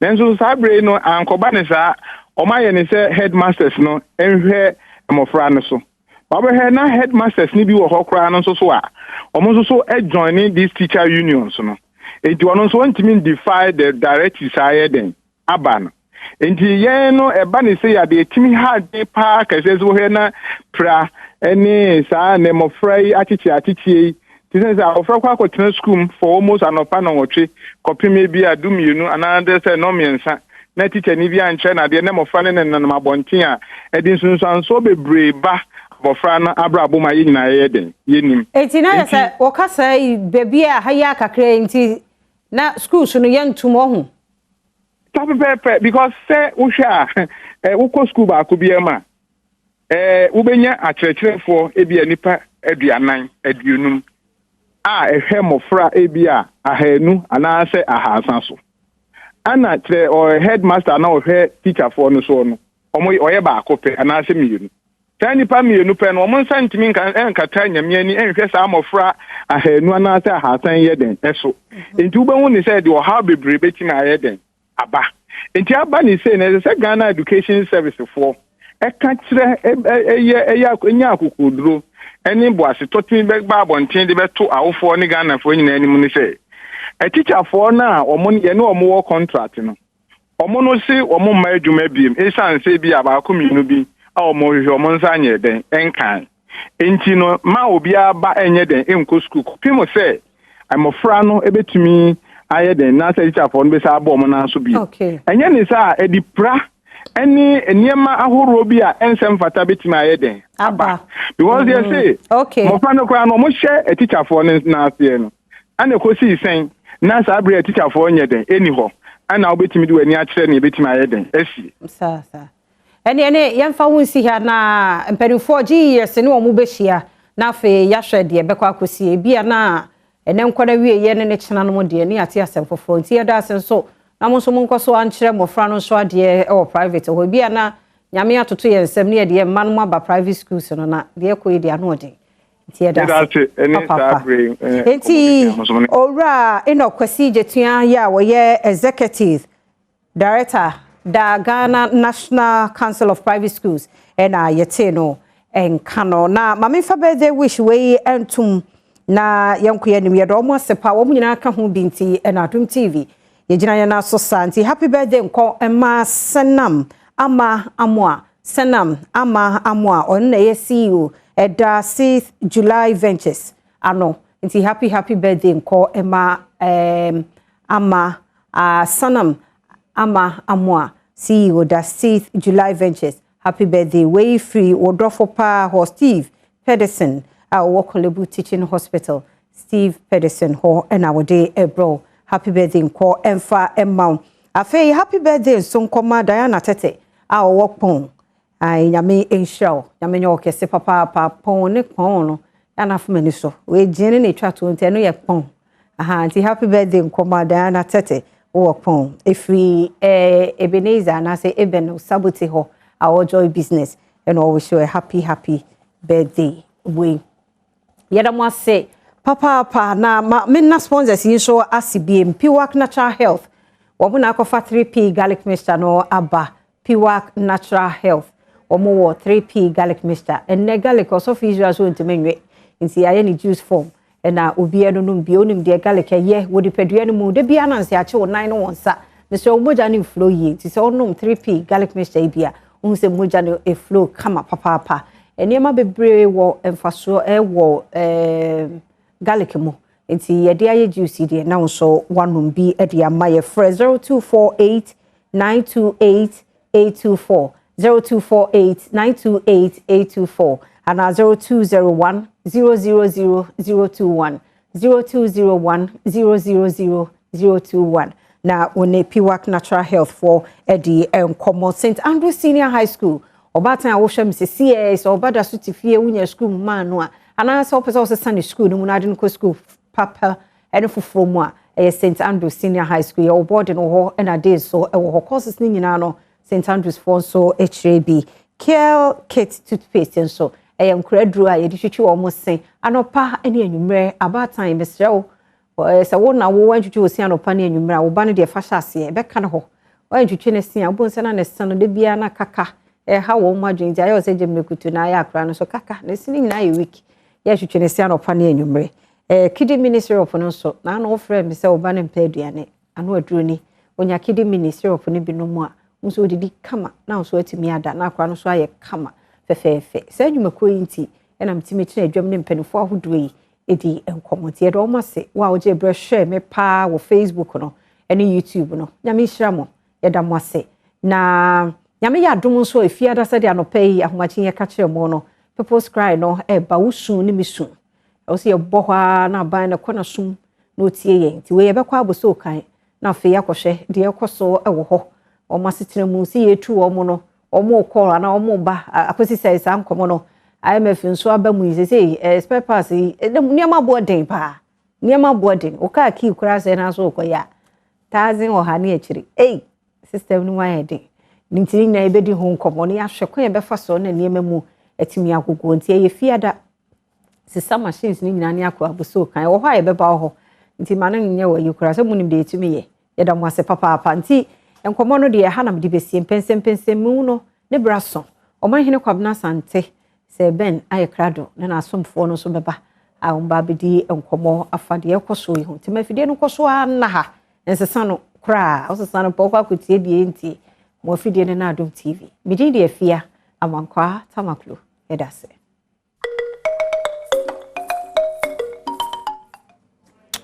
well yasaba edamu nyina ma se try enkomo no so an se mamenka say bedwem on Adom TV multi TV show Ghana Hankwa that's so Jibra Ushibi and Debia Damekai was say we are Ghana need the washen so the NS Obakoso Adol mine na wasumo mine odin credi any Jumadin now on my sweat so let's continue to exhibit these qualities near patriotism, love for your country. Again, the issue about honesty and truthfulness is very important. Sir, and normal way ana utimi koso dane dia upra Ghana account say the upra wo nyesa dia obe pra Ghana bra wo kwa say upra Ghana debia da mekai wo so say oman chichire ne oman puntu no wadwen chire ka omesume de ka ho ana ye nyina so wo asudie say sisi etimi bo oman no ejina ne na so bra ne prekope ebribia da mekai wo so say entimi nkoye di attempt ne dey solve the problems of the country. When you it should not be an opportunity to insult. It's very important because one TSSR now what say the attempt is a solution to the country's problem. It's not possible.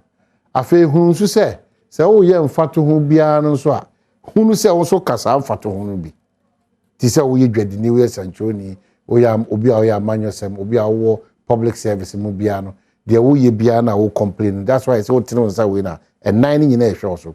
It tells you that you also have a certain responsibility. Says oboa na contribute to your quota. Brighten that corner bia you find yourself, maybe obia. So you're mason, so you're carpenter, so you're tailor, or you're driver. And who can't driver for us? One of the biggest challenges you face this year as of mine is driver indiscipline. A year too much, especially in your animal throttle driver for no. A bro so cry. Driver indiscipline in this country, no. A bro adrenaline tears, yes. So. Inti unions are hold any passenger for so no. Yes, oh, kwabo sit there be an throttle driver. Oh, sure, because a passenger pie. When him just an inch, no gina over. Oh yes, now baby papa park here and see me free me beba no. It's not healthy. Your mind chichiri no nye nipa baako and beti me chichiri say anase ku baako ne beti ma chichiri mind bibi ada. Mama kai o say opese Ghana e fa ne ntoma pefra, opese Ghana etimi du mpempenso a wan kasa ogidi se ampa. Nipa dodo na e wo man ni ho hare omo. Ya po mode won sem no ye ntimi solve nya ba ya solve above average. Ye nioma bo ye dan ka enyuma ho asem ni nyina na so person Ghana do some so ya. Mesre, you also have to contribute towards that. Na me the chop and so ma ye nuano momo we school no mesre mo. Already ne dey abetu dwa aban dey abetu dwa say aban nyuma anka say fe na aban nyuma no. You know, madaroma enya dia space kra wo bi. Till we should be looking at other means. You be a juma kra one kasa what you can do. You move on my service ya Brazil. Ya tonamo. Oba ni ejina man ka etwa na na obi eji atoso de na obi eji 1 kilo 2 kilo ya tam nam so. You be amazed. E move be adwene so e de nam Ghana ha no I don't know. Say ejuma bi ye cut for enye ejuma de me mintimi nya say ejuma we. Ejuma de me mintimi nya me na ma ko school para me ko say ejuma we. There be who the mintimi nya oba unemployed title na wa de ato. No be to for years.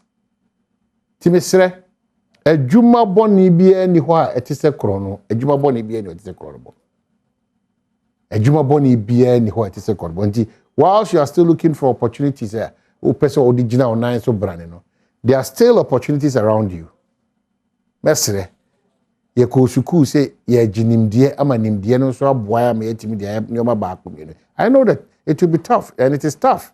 It's not easy. Abrabona Ankasa from day one hasn't been easy, especially your water from Ghana as a care. Well, I know I will go through crown.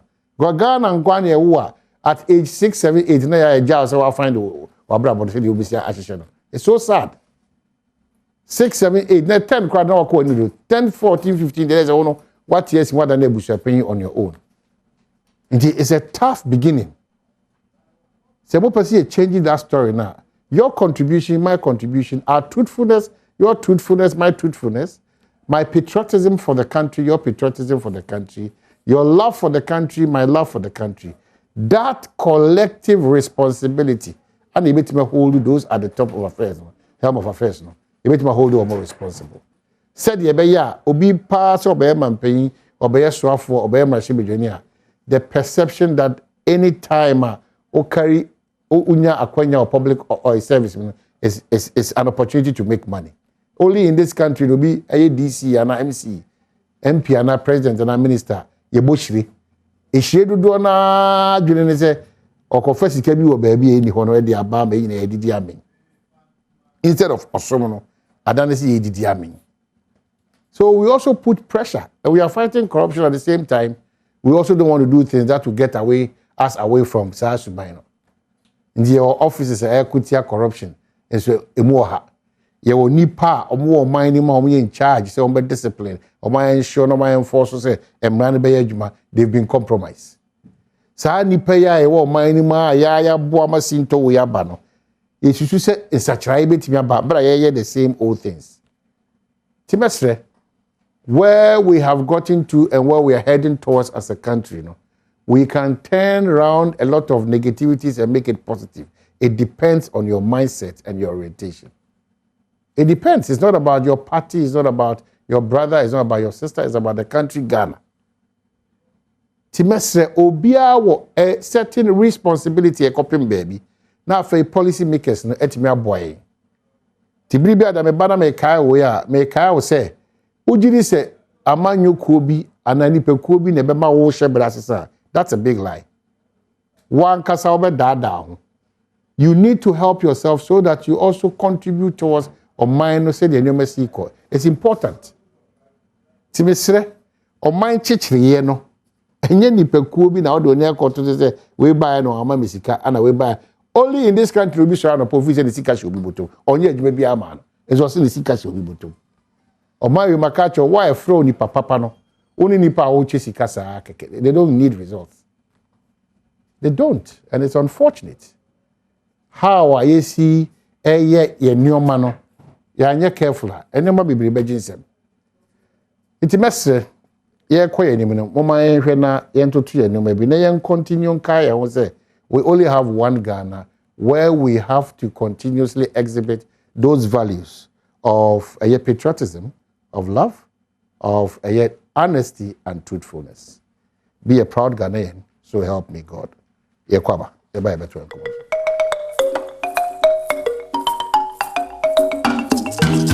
Yasaba edamu nyina amase akwasi nsia ene ye wawoda happy birthday nkoma miami nua akwasi nsia ene na onya 52 years akwasi onyame nhiraw bia obutu bia no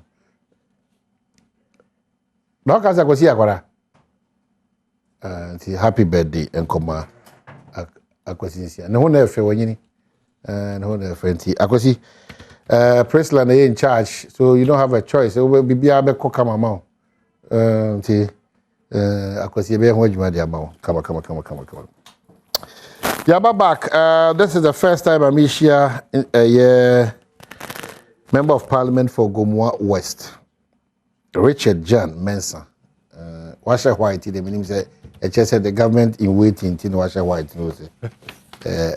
Me Mensi hono me say bibia energy CBS on so there I really can't tell but first time Mr. Manakwaba na manu se ebusua esefata no de no abedom e obedwem so oh Makwaba yeah thank you for coming ejiri se obeta abesra kakra wa betaba good constituency eboko aduma bibi e kama oh ye gudo ejuma ne ye denti jide chance for baby Gomoa was no more challenge pa there roots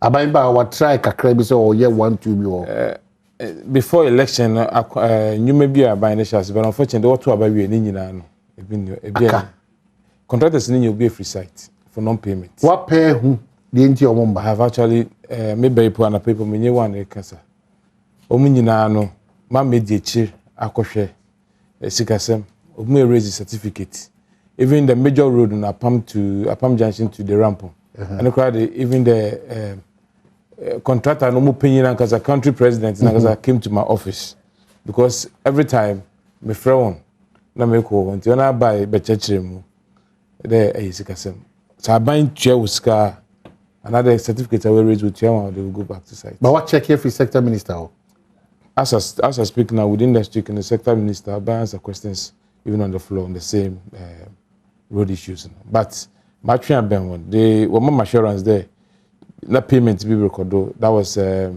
before March into anka yes becken but by yenyebi into you quite home 74 what other area a bit of challenge for Gomoa West aside roads the other one has to do with the way youth employment nyuma onze Gomoa West we nyim free dwuma bia ho na sisi dodo na youth na first na nke nyina ye habam dwuma sisi obi aso wawnyim obi ko secondary school we pause you habam dwuma de apano even sa habam dwuma mpo akaja wo de be yema aneso aboa na won awokopo apodwuma no sisi amrante fun bebre won ko nti amama enya papa bi ma apodwuma ne so ho but the youth na nka bia wo so be engage into na nka wo so enya dwuma sisi bebre na atwe ho a ebimenya insa a friend ntete kakra everybody feels there so nya free juma another for juma ntama ye wo backlog of youth unemployment is a major challenge wo ye consent say wo hwe e bankra hampo I can say that eba mesiafona most of the young ladies that sell in traffic in Bebre free Gomwa West and not just Gomwa West but that Gomwa. But you must be worried. It's a worrying trend. So any to say yes kwanya yedin me go kwanya. Now buying TVET, you know, I now engage you almost TVET. Currently even since I make around the one we use school. We were GSS now on school la. Business also any parents in just come from ko. I buy your vocational schools bit that Adom Vocational Institute. Say no. I buy the Zama Akaja by my web page. And this is I make around. I may encourage most of the young people there. One call. We will have you some work a crab between that one. No why them because it's a so a free. So me who meant to be better if you na why. But no do now so I want Sandu Juma. Do now want Sandu Juma. But then I can say obi will have or when Sandu Juma bank can help. Baby, you better now so a problem. In this ya kwan I don't know why ya wa de shibe bro ha wo so obutu wa bana service obi be construction project wo ha ye wo artisans wo ha obutu wa ye djuma obi wo ha be ka say kwan agent they are not ready to even go back to even develop their communities any challenges so major challenge angasade in Gomwa West Apam is the capital here road say Oshe Gomwa West I don't know any proper tarred road beside the highway I cross far from Apam Junction record. We any frima ye any proper fender tar road be our Apam Junction. But when you know, and tell me do time no. My way any no. Since then, any construction will be our. Now Gomwa was more economy to say. Yeah, mostly agrarian and then fishing. Physical cash distribute your system no Gomwa was to say. Physical cash in America most of them no. Internal trading no but mostly ekwafo and friend fishermen and other apofo nti ho nam ho control ho bank at a good price say we for na ekwafo no wodze wanzama ba mpano na wo so obefa nam wo mpano wo so de ko habanase because there were two there were mpano for no southern sector and mpano for na friend Northern sector no so habanase for another farmers. Middle belt be so mostly into trading a bit to the ankamo Apam Junction for no. Okay. Most of them are into trading. Okay. Right. A friend who become Richard John Mensah, member of Parliament for Gomwa West. But you director in charge of local government decentralization and rural development. In this ankomo quite or interested that in your Bema, Dennis Miracle. On my name Wednesday, which are loto, and a lady. I want to be about Wednesday. Say midweek. Midweek. Sure, Monday. So you're a spokesperson for the NLA. Oh, they because Caritas, zero to tribunal. The call workshop comment. Caritas platform. No, I know my corporate Ghana. Sunday, I said that's my corporate Ghana for random trade promotions. Madam, they get drama. Tell you, say, man, share that in your advert. Na bomodi am be mbetweska. And a lot of trust say when you advert. On my lot of the I say blue kiosk. Dominic, lot of the I say we I say appetition bar. Yeah, advert. Yeah, Oko baby, so I just say, but I'm good causes foundation, I'm social responsibility, okay, no, they are providing a lot of infrastructure across the country. Oh, really? Any support for the physically impaired and persons with disability. Okay. Across the country, aged. Brazil, almost support you. No, almost support female football teams, sports teams, tennis. I think they are doing some good job because they are providing support in sports, education, health. Okay. You know, helping rehabilitating some health facilities. And it's selective. No, it's across the country. I say from Japa. Gomwa was MP. Okohona so could find. Let's say there's a need for it. So more the available resources. Uncle. That's not the only adjectives you qualify as. The need and availability. Say if you don't need it. I didn't say. And when they hear any fata. So I can say when they hear any fata. It's uta midweek now. Yeah. Home for sono. Yeah. No more good courses. I see. And a corporate Ghana for so more running more promotions. And I'm using Caritas platform now. Home for one. And the one. Okay, that's very critical. So we're going to say, oh, Bill be that. Critical. And now, on my Endra, on my penny cat. Yes. If we want to move on, a conform. Mansu to Huni Valley. Yeah. You know, and I say it's going to connect the Insuta bauxite mine. That's the way we have to go. And then I fully hire. Japan. I said, what is happening in the railway sector? A lot of things are happening. One say because he intend use. The any ho. You didn't hear. When we tell my Pakadan railways, the Nam Lower Menya, it's amazing. It's amazing. And yeah, your car is 200 billion loan, 200 BNE. Because 500 million euro CK, it's going to add up to our loans. But that is what it's delivering to the people. Okay. And we want a long-term infrastructural benefits. It's normally no. Say you are or the immediate discussion, it will not be part of it. But if you're able to connect this to the Takrade port, like they are saying, that's a bebwa ahole bauxite from this mining site to the port. It's going to help with our industrialization agenda. Any other a bomb I hear is supposed to be completed in 42 months. Until hopefully no. But honorable constituency. Yeah. You see the initial. Recently, Nana who said apparently, of course, I go one side. The population in Gomwa is Gomwa East, Gomwa West. They be the other East. The population there is amazing. So West is that means your neighbors. Yes, Gomwa used to be one. Okay. Gomwa West, Central, and then East. Okay. East in the war, Budumbram. Okay. And you could see there. Even in the last voter registration before the recent one, now the population was 36,000. But now it has risen to almost about almost 200,000, 108,000. No, the population is huge. Just within the period of 4 years. It's turned into a dormitory for Accra. And now they've gone past Kaswa. See, at first, porting, it's all part of Accra now. And I hear those parts are the porting, dominance. Exactly. And it's a huge population. But that is why, at least with the local government, this is some of the things I see. Because maybe like about some 10 years ago, say government, maybe today, for instance. Now, this affordable housing, infrastructure, because so you see individuals acquiring land, 1 plot, 2 plot, 1 plot. Now, at the end of the day, a buyer will be challenged with the core, the umbrana, roofs, electricity, day. Dam scar 1% or honey, say, you were down infrastructure, and you wonder a bit slow down the pace at which a month for migrating. Because, say, it's new, the Budumbram is gone. It's over almost fully occupied. She said, "Potting as is your menu. Dominance is being occupied. Potting. By the time you become, we never junction. And if we don't have any planner, and then we just have a friend settlement." No, I agree with him. I mean, as for the spatial planning, I think the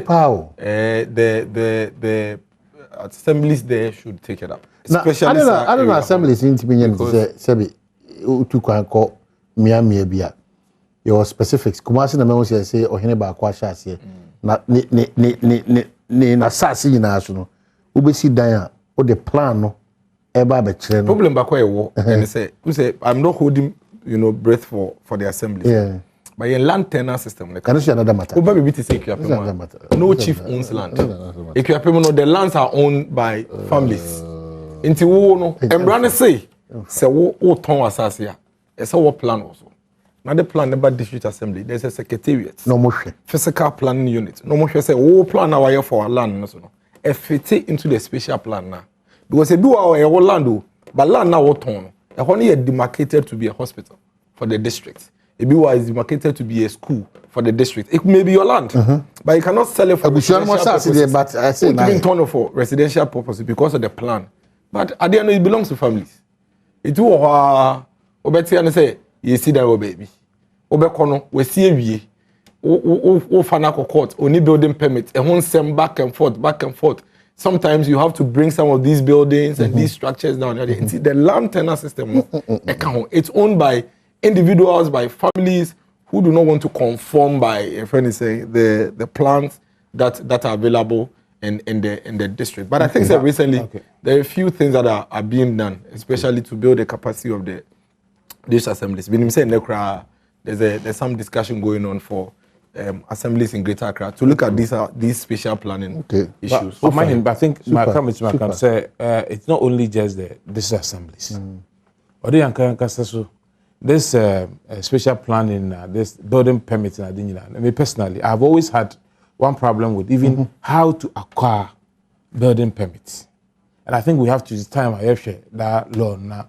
Yes, because the frustration you have to go through to get a building permit. How many houses in Accra have building permits? But even in Accra. The houses need building permits. Assembly for now, when they come and you give them 500 Ghana, that's all. Then the person is done. Some common name no deal. Some common no what they cattle. Some common name no deal. Fixating everything on the politician and leaving the. Yeah, that's what I'm telling you. As MC, me call because you not. Now these issues are real. He's speaking the reality. Obi be building permit or apply to July. Then Sabe can be in January next year. And to this out to work. There we. Obekonu seen it anyway. And you ask yourself, so why should it take 6-7 months answer building permits? No. How did they and why no? What did they see? What banner or kako apply building permit? Say MC politician so na you no receive application no. And see who could do a technical person there so no eje application no work. No show plan, no show location, or fit or plugging into the special plan. No approve man no what juice car or juice can be so on you not of frustrate you because you see they benefit from the frustration no benefit from the frustration. So the government of the day or the DC for that area now a problem now but it's not as on he sits here as the director of local government. These are some of the things I would suggest there. He can't just complain, just as I'm doing now. We should all get to the table and then make sure that this issue is resolved. But it's worrying in the system. But even this people building in waterways. Because I don't know, answer no be sit down no. Unkrata house there odimua. Me just there obi causing pain. 80% of our problem is attitude now. Both the user and the can I say the beneficiary, the applicants and then the official. 80% of Ghana your problem because we have lost. The law is perfect. It's a law you are referring to. It's perfect. There is nothing wrong with it. The system is perfect. The process is perfect. Let me give you the process. So you want to build. The law says that you go to the municipal assembly, you pick up whatever documentation that is required. No one fail it. Now the site plan account, what the building plan account. Now the municipal assembly. What the bar? There's a secretariat. What the call secretariat and what? It is manned by the physical planning directorate. Omo do application. Now omo arrange for a site visit to be a wusi dino. Oba or no beba, the works engineer beba, NADMU for kahon, fire service for kahon, environmental protection agency for kahon. This is the ECG for kahon, and a whole plethora of institutions. Omo near about site wo. Aba say. Baby, I will see who die no. All these were in a year. I am telling you. Baby, I will see. Baby, that is the question. So you see, logistics it's not about it's not entirely. See, that is the case. Hold on, that is not entirely the case. How about the district who have the logistics? You know, when we are looking at the issues, we must look at it from the perspective of best solving problem. No? How about the district that has a vehicles? Yes, you buy the queen. I am telling you that here. Obi to me the application ba. The application no, I could do obi fie. Obi to me the application ba o. Or the application ba no bi age. Or G no wa twero so. Obi tua 2000 Ghana cedis. No this kind of man no. Obi kura how this kind of man am receipt. But receipt ni near buying crata. So even your application is not in the records. And I'm telling you my personal experience. The vehicles are there. The logistics are there. But the people still have to go through the struggle to be able to get their building permits done. Wow. Let's begin to turn the lens on that aspect and we'll have solution. The law is perfect. What for land use and spatial planning law in that? A perfect law. A perfect law. Now the execution of that law cannot be done by robots. That law must be implemented by human beings. And it's how human beings should be championed by someone who is supposed to do that. It is championed by someone. Clearly should. The DC, the MC. It is not true. I'm just saying within the local confines. Honorable, don't let us put it on this particular lens on the politician. You see, the MC is the chairman of the Spatial Planning Committee. Yeah. The chairman of the Spatial Planning Committee, what do you say? There's a secretariat that receives the application, and they do the technical work. Under the Spatial Planning Committee, there's what we call the technical subcommittee. I don't know, MC in count. The technical subcommittee, is chaired by the physical planning director, omo no mo the technical work no o me wouldn't be jina ko community as me hwe dan a Adom FM si am me si ase ba me MC. So under the special planning committee there's a technical subcommittee. Technical subcommittee no mo ye adwuma ni nyina. Omo wi a no mo ba special planning committee. At the special planning committee level, the technical subcommittee will bring their report saying say bosumi we mu no nipa 20 we na omo de omo building permit ayeden aba. There's a checklist. APA say omo ko hwe bia dan ni si eye. Fiscal planning for say omo hwe bia dan ni si a it fits into the special planning. Ana emwa works department say bia dan ni si no eho wonsuo enti abro sign na omo ba bisi no entumi nya adwuma. Na special planning committee no I consider a technical planning committee report. No, and then they approve or deny until the technical planning committee does its work and brings it to the special planning committee. You have not put in any application. Now the point is that the law is perfect, the process is perfect. It is the implementation and execution of the law, and I can tell you the sort of frustration that me in the Krapim North Kra I passed through in trying to streamline some of these things. Within about 7-8 months, the major complaints that I received in my office, a building permit application. I have paid, I can't find my application. I have applied for 2 years, I haven't received. Obi applied for building permits for 5 years. The Sanka application here. In fact, some of them that I went into, the documents are even missing. Some too, the people took the building permits, approved without a special planning committee, and gave it to the persons who consider. Hey. So, we need to understand that the law is there. I'm telling you, the law is there. The systems are there. The processes are there. ACA implementation and execution. The president alone cannot do it. The MP alone cannot do it. The minister alone cannot do it. The DC alone cannot do it. Because that is why I have staff. The man Ghana, you want to say, can you imagine a taxi driver offer a tipper truck number plate? I'm on the car. Into a DVLSU. Yes. DVLSU. Tipper truck. Number plate. Obi to me use a forklift. Number that body. But see, Naramika the DC and also not to say that they are responsible, but it has to start from somewhere. Or that's just baby. Now, just like Nzama Ujina as being an MCU, yeah. So we'll take it up there. Okay, this month I want to see all the applications that has come before you, and how they be even a schedule of it. That you are also informed. Then you are able to press on where it is needed. I will say to me then, because what you want to do? It is a one should now should you want to these are some of the key things that it is really how mind. But my point is that when it comes to spatial planning, let's put the lens. On the technical people. Solution. And I'm telling you this based on experience. But then report to the DC. But then go to the field. How would the DC know that there's a house being built? There's a house being built at other rice.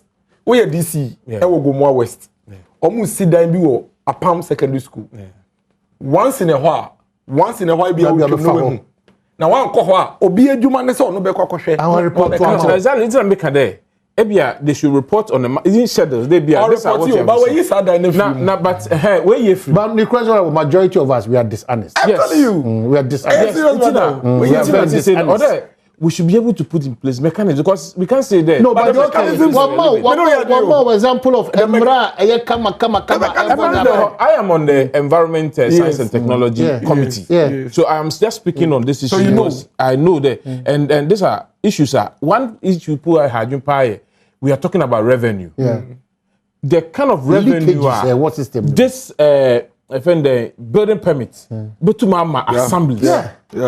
But that's what I'm thinking of. And yes, but Ghana corrupt power. I'm telling you. On a daily basis, every district construction works are going on. I'm telling you. Then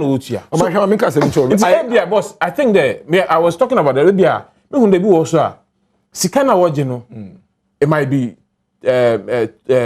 too high. But no example, I am coming from the downstream sector, like the oil sector. So open construction permits for putting up a filling station. The process you have to go through. But everybody says Obia pass through that way. Because one year, who say that in this na that station can never be commissioned. So una wo yehwana unless these days in amanyofu ya ma ho kwan no bi wo ha say oye wi a na fi on the corridors of powers na we to menya we. If not, it doesn't matter how much you invest into it. How have we arrived at this point? Bibiano, Edekosha Amanyo 7-4. This one, maybe they, I wouldn't, it was a catch on there. Even when I was talking, Mrs. said, even like a place like Nyanyanu and the rest, even if 10 years ago or 15 years ago, wouldn't be this guy. No, but I'm saying I saw a commission collector, honorable. Sorry, a commission collector. Maybe I'm a commission collector with my district. Yashusha na yihunu. Nanko for complaining say they've paid their property rates, but they knew your records. Munti you chase you mubium. Me ankasa personally me investigate ya na me kupie ma me no say otifie bi mu wa shaman. Me hu fie ma me ne si wo ashaman no. Me hwe sika ma me ne gi as a commission collector. Any fee we see near conditions e bo ho. O ma me yemu hye me na onim. Otumi ko gi obi property rate. 1,000 Ghana cedis. Now the receipt about say nipa need to your property rate no, but nipa need to your 50 Ghana cedis. I am telling you, and these receipts were there. That mean who can yesu. So what are the measures we are going? You can always put measures, but you see, one of the things that is killing us is that we always put the spotlight on the politician. No, this at this point, young politicians, you know, yeah, we should because. Yeah, amanfo enya jeji what they because of the way so we have to be able to correct because of the way I treat system even when the politician is trying to correct this issue we are still looking at him in a certain way. I'm telling you because the politician has been demonized rightly so because yes you go for be ediobo but because of that you know to say the American cases here may highlight some of the people who are not politicians and some no. Oh, remember the politicians? Yes, I am telling you that 80% of the rot in the system is not by politicians. But I have a simple and maybe we don't have a corrupt politician. We have corrupt electorate. Because before the politician this one I said it. Let me put this. Maybe MP. No, I realize there sometimes the pressure that comes on you. Say, who need what it takes to fend to actually soak it another. Assuming there's a position be akwenya no wo I just said that no because at the end of the day these are the people who are going to but that's what I'm saying. I've been to a minister not in this administration an opportunity to share the invite him say member there if we are fighting corruption. I've said this several times on the TV and video. Now 50,000 Ghana 5 a.m. na meeting hall me a lot of people anymore now we ba me name record I just at hospital 200 many more of or bomb machine be ko machine ba kwesi 150 me da na funeral officer there na ba 200 hey ti wona bona de na refi me campaign me di wachi me pabo kwa me bi so mo sere 220 by 715 730 50,000 he knows it that's why they are that me colleague MP ba ko ati ho na obi friend there we channelize bill I can nipa no oye juma light bill na we twem no oye juma we channelize bill to a friend MP dem be chairman and it was like ntina me ka there say the mini pay say oh yeah how much is it in as a let me tell you one for this story we can be to be party for you back and no see obe worry it's me one it's me dey say ware boa dey no ba no ba kakra insuo bi ana say 500 me o ha no ne re buy obe introduce ne bibia okono jai ono abonti e kan ni oja ware no ka nyina ena nipa no so ye integral won say ye ka ye nkofo bi a ofi wachi asaba nti me boa me ho na me boa no oye aware no bibia o ye sai ma okoye chairman kra ena ye politicians ye frost we chairman na ye ka nti me di chairman bibia wi nti monday anopa ma office ona ne ira ba mo she white me so me damase odamase bibia wi nti honorable ma me na e currency plate ni ade free no ni nyina pipe na ha no ha ye kwaba o se abaji plate sika na ko e twa yo ba e ba e ko ba wo e bi ye kwaba izia.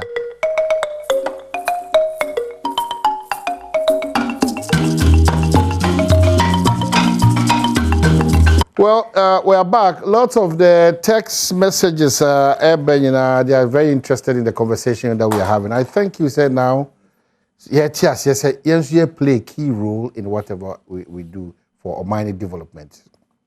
Meaning, say IMF, COLA, cost of living allowance, all those. Yes, but the IE, my culture, your contribution is very key to a mine chichiri and kasa. They are home to say Ghana and kasa manipe bi to me say kosum ye sa biawe o ko lance o ko ha o fa ha ura rahasia. That the way I see a corrupt no. Too serious. Adeba ko intimi nko. Say DVL phone aya de kakra. Goro boys syndrome. I'm coming to be a demonstration. Yes. Goro boy need to be a demonstration. I mean, like everybody is just looking on like, it's very serious. And I think that Yensu media, no. Yeah. This matter of Langards from time immemorial. Or mining to mean called Langard system. Yes. We all have to set up. No, we have to. We have to set up because Paka, whether NDC or MPP, no, the same people only rule over us. Now, ujina ye barrier and your border. Now immigration, you know. Idea is me ma kwai mobile. Now join FM documentary. Ojo 5-6 many per room. The Minister of Interior and I. Yes. In short on why you fast? I left, I right. At the politician black. Minister of Sanitation and we have a problem. It's really bad. And it's because everybody is hiding behind the political conversation. And we continue to be beneficiaries of the system. We share topics here. Yeah.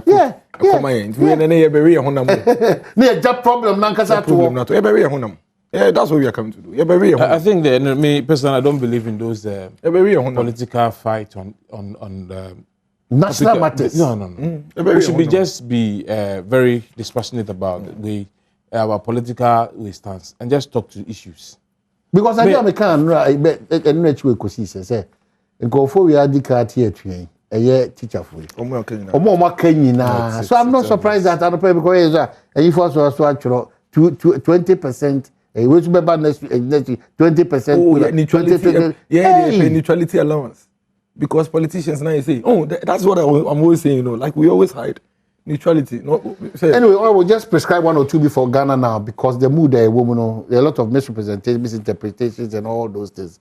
Just tell us where we find ourselves now. What do you think we can do? But Ghana photo do now there seems to be a bit of uneasiness, and certain AEB as a we are bad, you know. And just but we have to a parliament there now. Is it hopeful like that? I'm here, Medasi. I'm there. Yes, since Mefa Kwenye Duna, Michia, Afefunina, and Adisha Gomwa West, in the central region, especially from Gomwa traditional area. So, holiday NDC for that. Yeah, Gomwa West. I took the seat from the MPP. Yes. And the miracles, why tell you? I took the seat from the MPP. Strong man. Oh, why are they? My sister, when they say, general economic way na atmosphere na, I say be obia wo, we be jitri just so kind obia wo either humbi. But what you can de achiasu embui. Nzama nkoye, but there was a yen na yehu de. One abind the bedi enyim na asesa nyoma. But me yeka wa hey, ebi so yaso ye wo ye fan ebotumi aye. Yaso ebi wo ebotumi asesa some attitudes na de bia botuma boa. Se be se amanyoni be wiesi kan we dia ono kiti ontimi de onyi wi no bi na ye den onyini di. Nti bi hune de aban na osedo odikan in terms of no tumi ni nyina awanensa. But I saw for botum why you wanna film with teacher for botum why you wanna film with lawyer for doctor for driver obia mesra in there. She say also the do go akwan say IMF asema rebe obi ehu there baby na ekono. And as nipa bia so wo ti bia bi mu na se obia ka ho asema se bi se ekoye mpo na se obia ka ho asema hwe ne ya bu there obia enye gidi wo anamontunumu nti mo se de ye papa bia no na enwie peye nti se dam atmosphere here na ehu na aba no o de nya agitum de Ghana ye crisis. That one is one. The nya ye crisis. Service na nyoma ne buru koso na that sitting mu ayeden no ye crisis mu. Eno nti na o de nyina no ye nya obia tum egina ye na ma ye botum ya ye as individuals ye nhwe obi ni party sem dey bia we because say NDC ese who dey be bam in a friend in the next election. Yes. Ye be bam na say ye be na say man na tete apansema. How can we rule the country? Inti say obi me ho a me mpa body be me so na papa born there. Yakopon enye Ghana dom na mampanyin no. Ajo botum aboa ma enyuma atoye bia no. Ena ye nyina so ye na adwenkyere. Ebi ne ye kan wa hei. Me hu ne there ubegina sije we na we mobile wanye ne ye. Yes, obi enyim there wanye ne ye. But wanye ne ye na so gya na ma de say ya. Ebodo wa bredo no ohihye a enye ye. Nti de say na ye onyimdi bia o se de ye de boa ho no ye den wo ma ade ne ejina. Ono okita de no obi enyim me small handle no. Sebre no so amafo be hu de we nsom ye nti wo so de waji furu nsom ye den wo de ma no na wo so ohwadu ye. Nti me hu ne de enye de ye empire bode ma oman ne kon ensa ekra dabi anything na so be hwa this IMF is semi just last week oman peyin John Mahama yes say onu so de futu ma abande be bia do de menua matena hoda hu de anamontu we na se wutu a ebe ye adwuma se aban tie you se aban no so enyi aban ne hihye so kohie mu na aban so wutu de ma na montu hu ne nyina no eno so eboa wo man da ma so na bibi atochima na se wo ye NDC nyi wo ye MPP nyi wo CPP nyi a osu fa wonyim die den February na ye nyina ye hwe kwan a ebotumi akekere man because man no oye NDC na independent candidate me NDC ni papa ade botuma boa mo man no ejina ye ena ye ade o se de ye nyina ye den because say oba na sa say ya how can you manage it obi enyim de say so aban kita nzama yi onye ni tie nja na say I don't think it should be so. Well, my main opinion endorsement in my say Gomwa was for Musa Henry electing. Honestly, these are the thoughts. A car come to, you know, a car come to form. Now, as I chill, the NTS say, "Oh, you say we are proud Ghanaian." Now, as I'm out, and that's what say we are. There's hope, you know. This kind of politicians hard to come by. We say so NDC are independent for a reason. Gomwa West, more there, yeah, papa. Timesere mo a we the intense mo show the muyi especially or young man, you know wo go West now MPP chairman na utia waboka 2024 ye nyina idea ho ba jima ma people like this to be in our political arena no ni mo candidate mo de ba de but nya ho na me hwe for now yes say oka ho it's not the case of miracles nyansa ne nimdia nya media man na MPP for na continent chiro emwa Onyame Adom ana watimi ejina mu kama sia oboa ban na oboa Ghana mpo nya ban no kuna such minds no more discuss ya anopa mjini se wa nkaso akoma kweto yemba achia all so good. I'm so happy I've experienced a politician or opposition ye wo breti si mpa no wa beka se o ye hwe mo minds so strange intense intense cry. I'm sure for that patriotic spirit, you know, and that honest spirit, you know. There's an admission that times are tough, and your man kuyi. But and then empire and say ebekwa kusi from July. Na onwasa baba. Back wrap up. Oh my, I'm say somebody the doors that they are making say the unions now more raise concerns with cola no. I think say buying any mountainous in the new year near here. You resolve it. And then almost we are not in normal times. We are in extreme difficult times across the globe. And see if in such difficult times, they say honorable on a paid come. We are what you say. We are what you say. So this is the time to also tie. So that the feel last week we are IMF and nothing. I'm so almost what you say no. Akwa no bia the tia kwa question is that the pure one way but I think it's Obianim said the cost of living is gone up. Yeah, globally. I mean if places like the US, UK and the rest are complaining about inflation, I can tell you. Yeah. And you say usually a car say you compare, we are not comparing. You're only using it as an inference.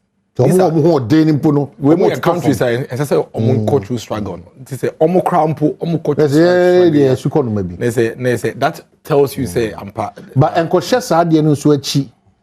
E manoma bi esese nka won so utimi bomodin atwe ho firi ho no. Na ontwe ho. I have always insisted say I think the government has I mean, from where I sit, I don't think government needs to have any regret.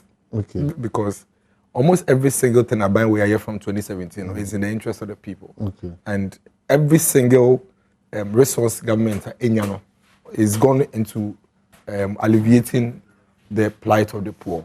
We have introduced the most pro-poor programs and policies in the last 5-6 years. People have had their concerns. Monitoring evaluation. People have had their concerns with some of these things. Yeah. There's been school of thought, free SHS, allowances here. We have the view, say, I don't know the day, no, they hear and say, a Kogana for. In school, I'm money free here, electricity, money free here. At the end of the day, no, a Kogana in the bottom. Then this is a never be sure open pension, that's I want to have. You bottom the day. I will say, John, men, some I think it's critical this year. You are the best. But I think that also, I did come better on station is that. Yes, yes, now, say, my comparison, I need to correct it. And I'm a sometimes some of the pro-poor policies are what they buy, you know. Obi and you are wakade and yard papa. Say, a brand to our engagement and all the NAPCO ABA. It's a flagship program, my yenina board. But then the day, you know, because it's actually be about 9 months. See, I did what we some day you find a strong policy in the day. It's a wrap. Something better. Thank you so much. No, how can you say that? Happy birthday once again. It's better. Happy birthday. Yakwaba.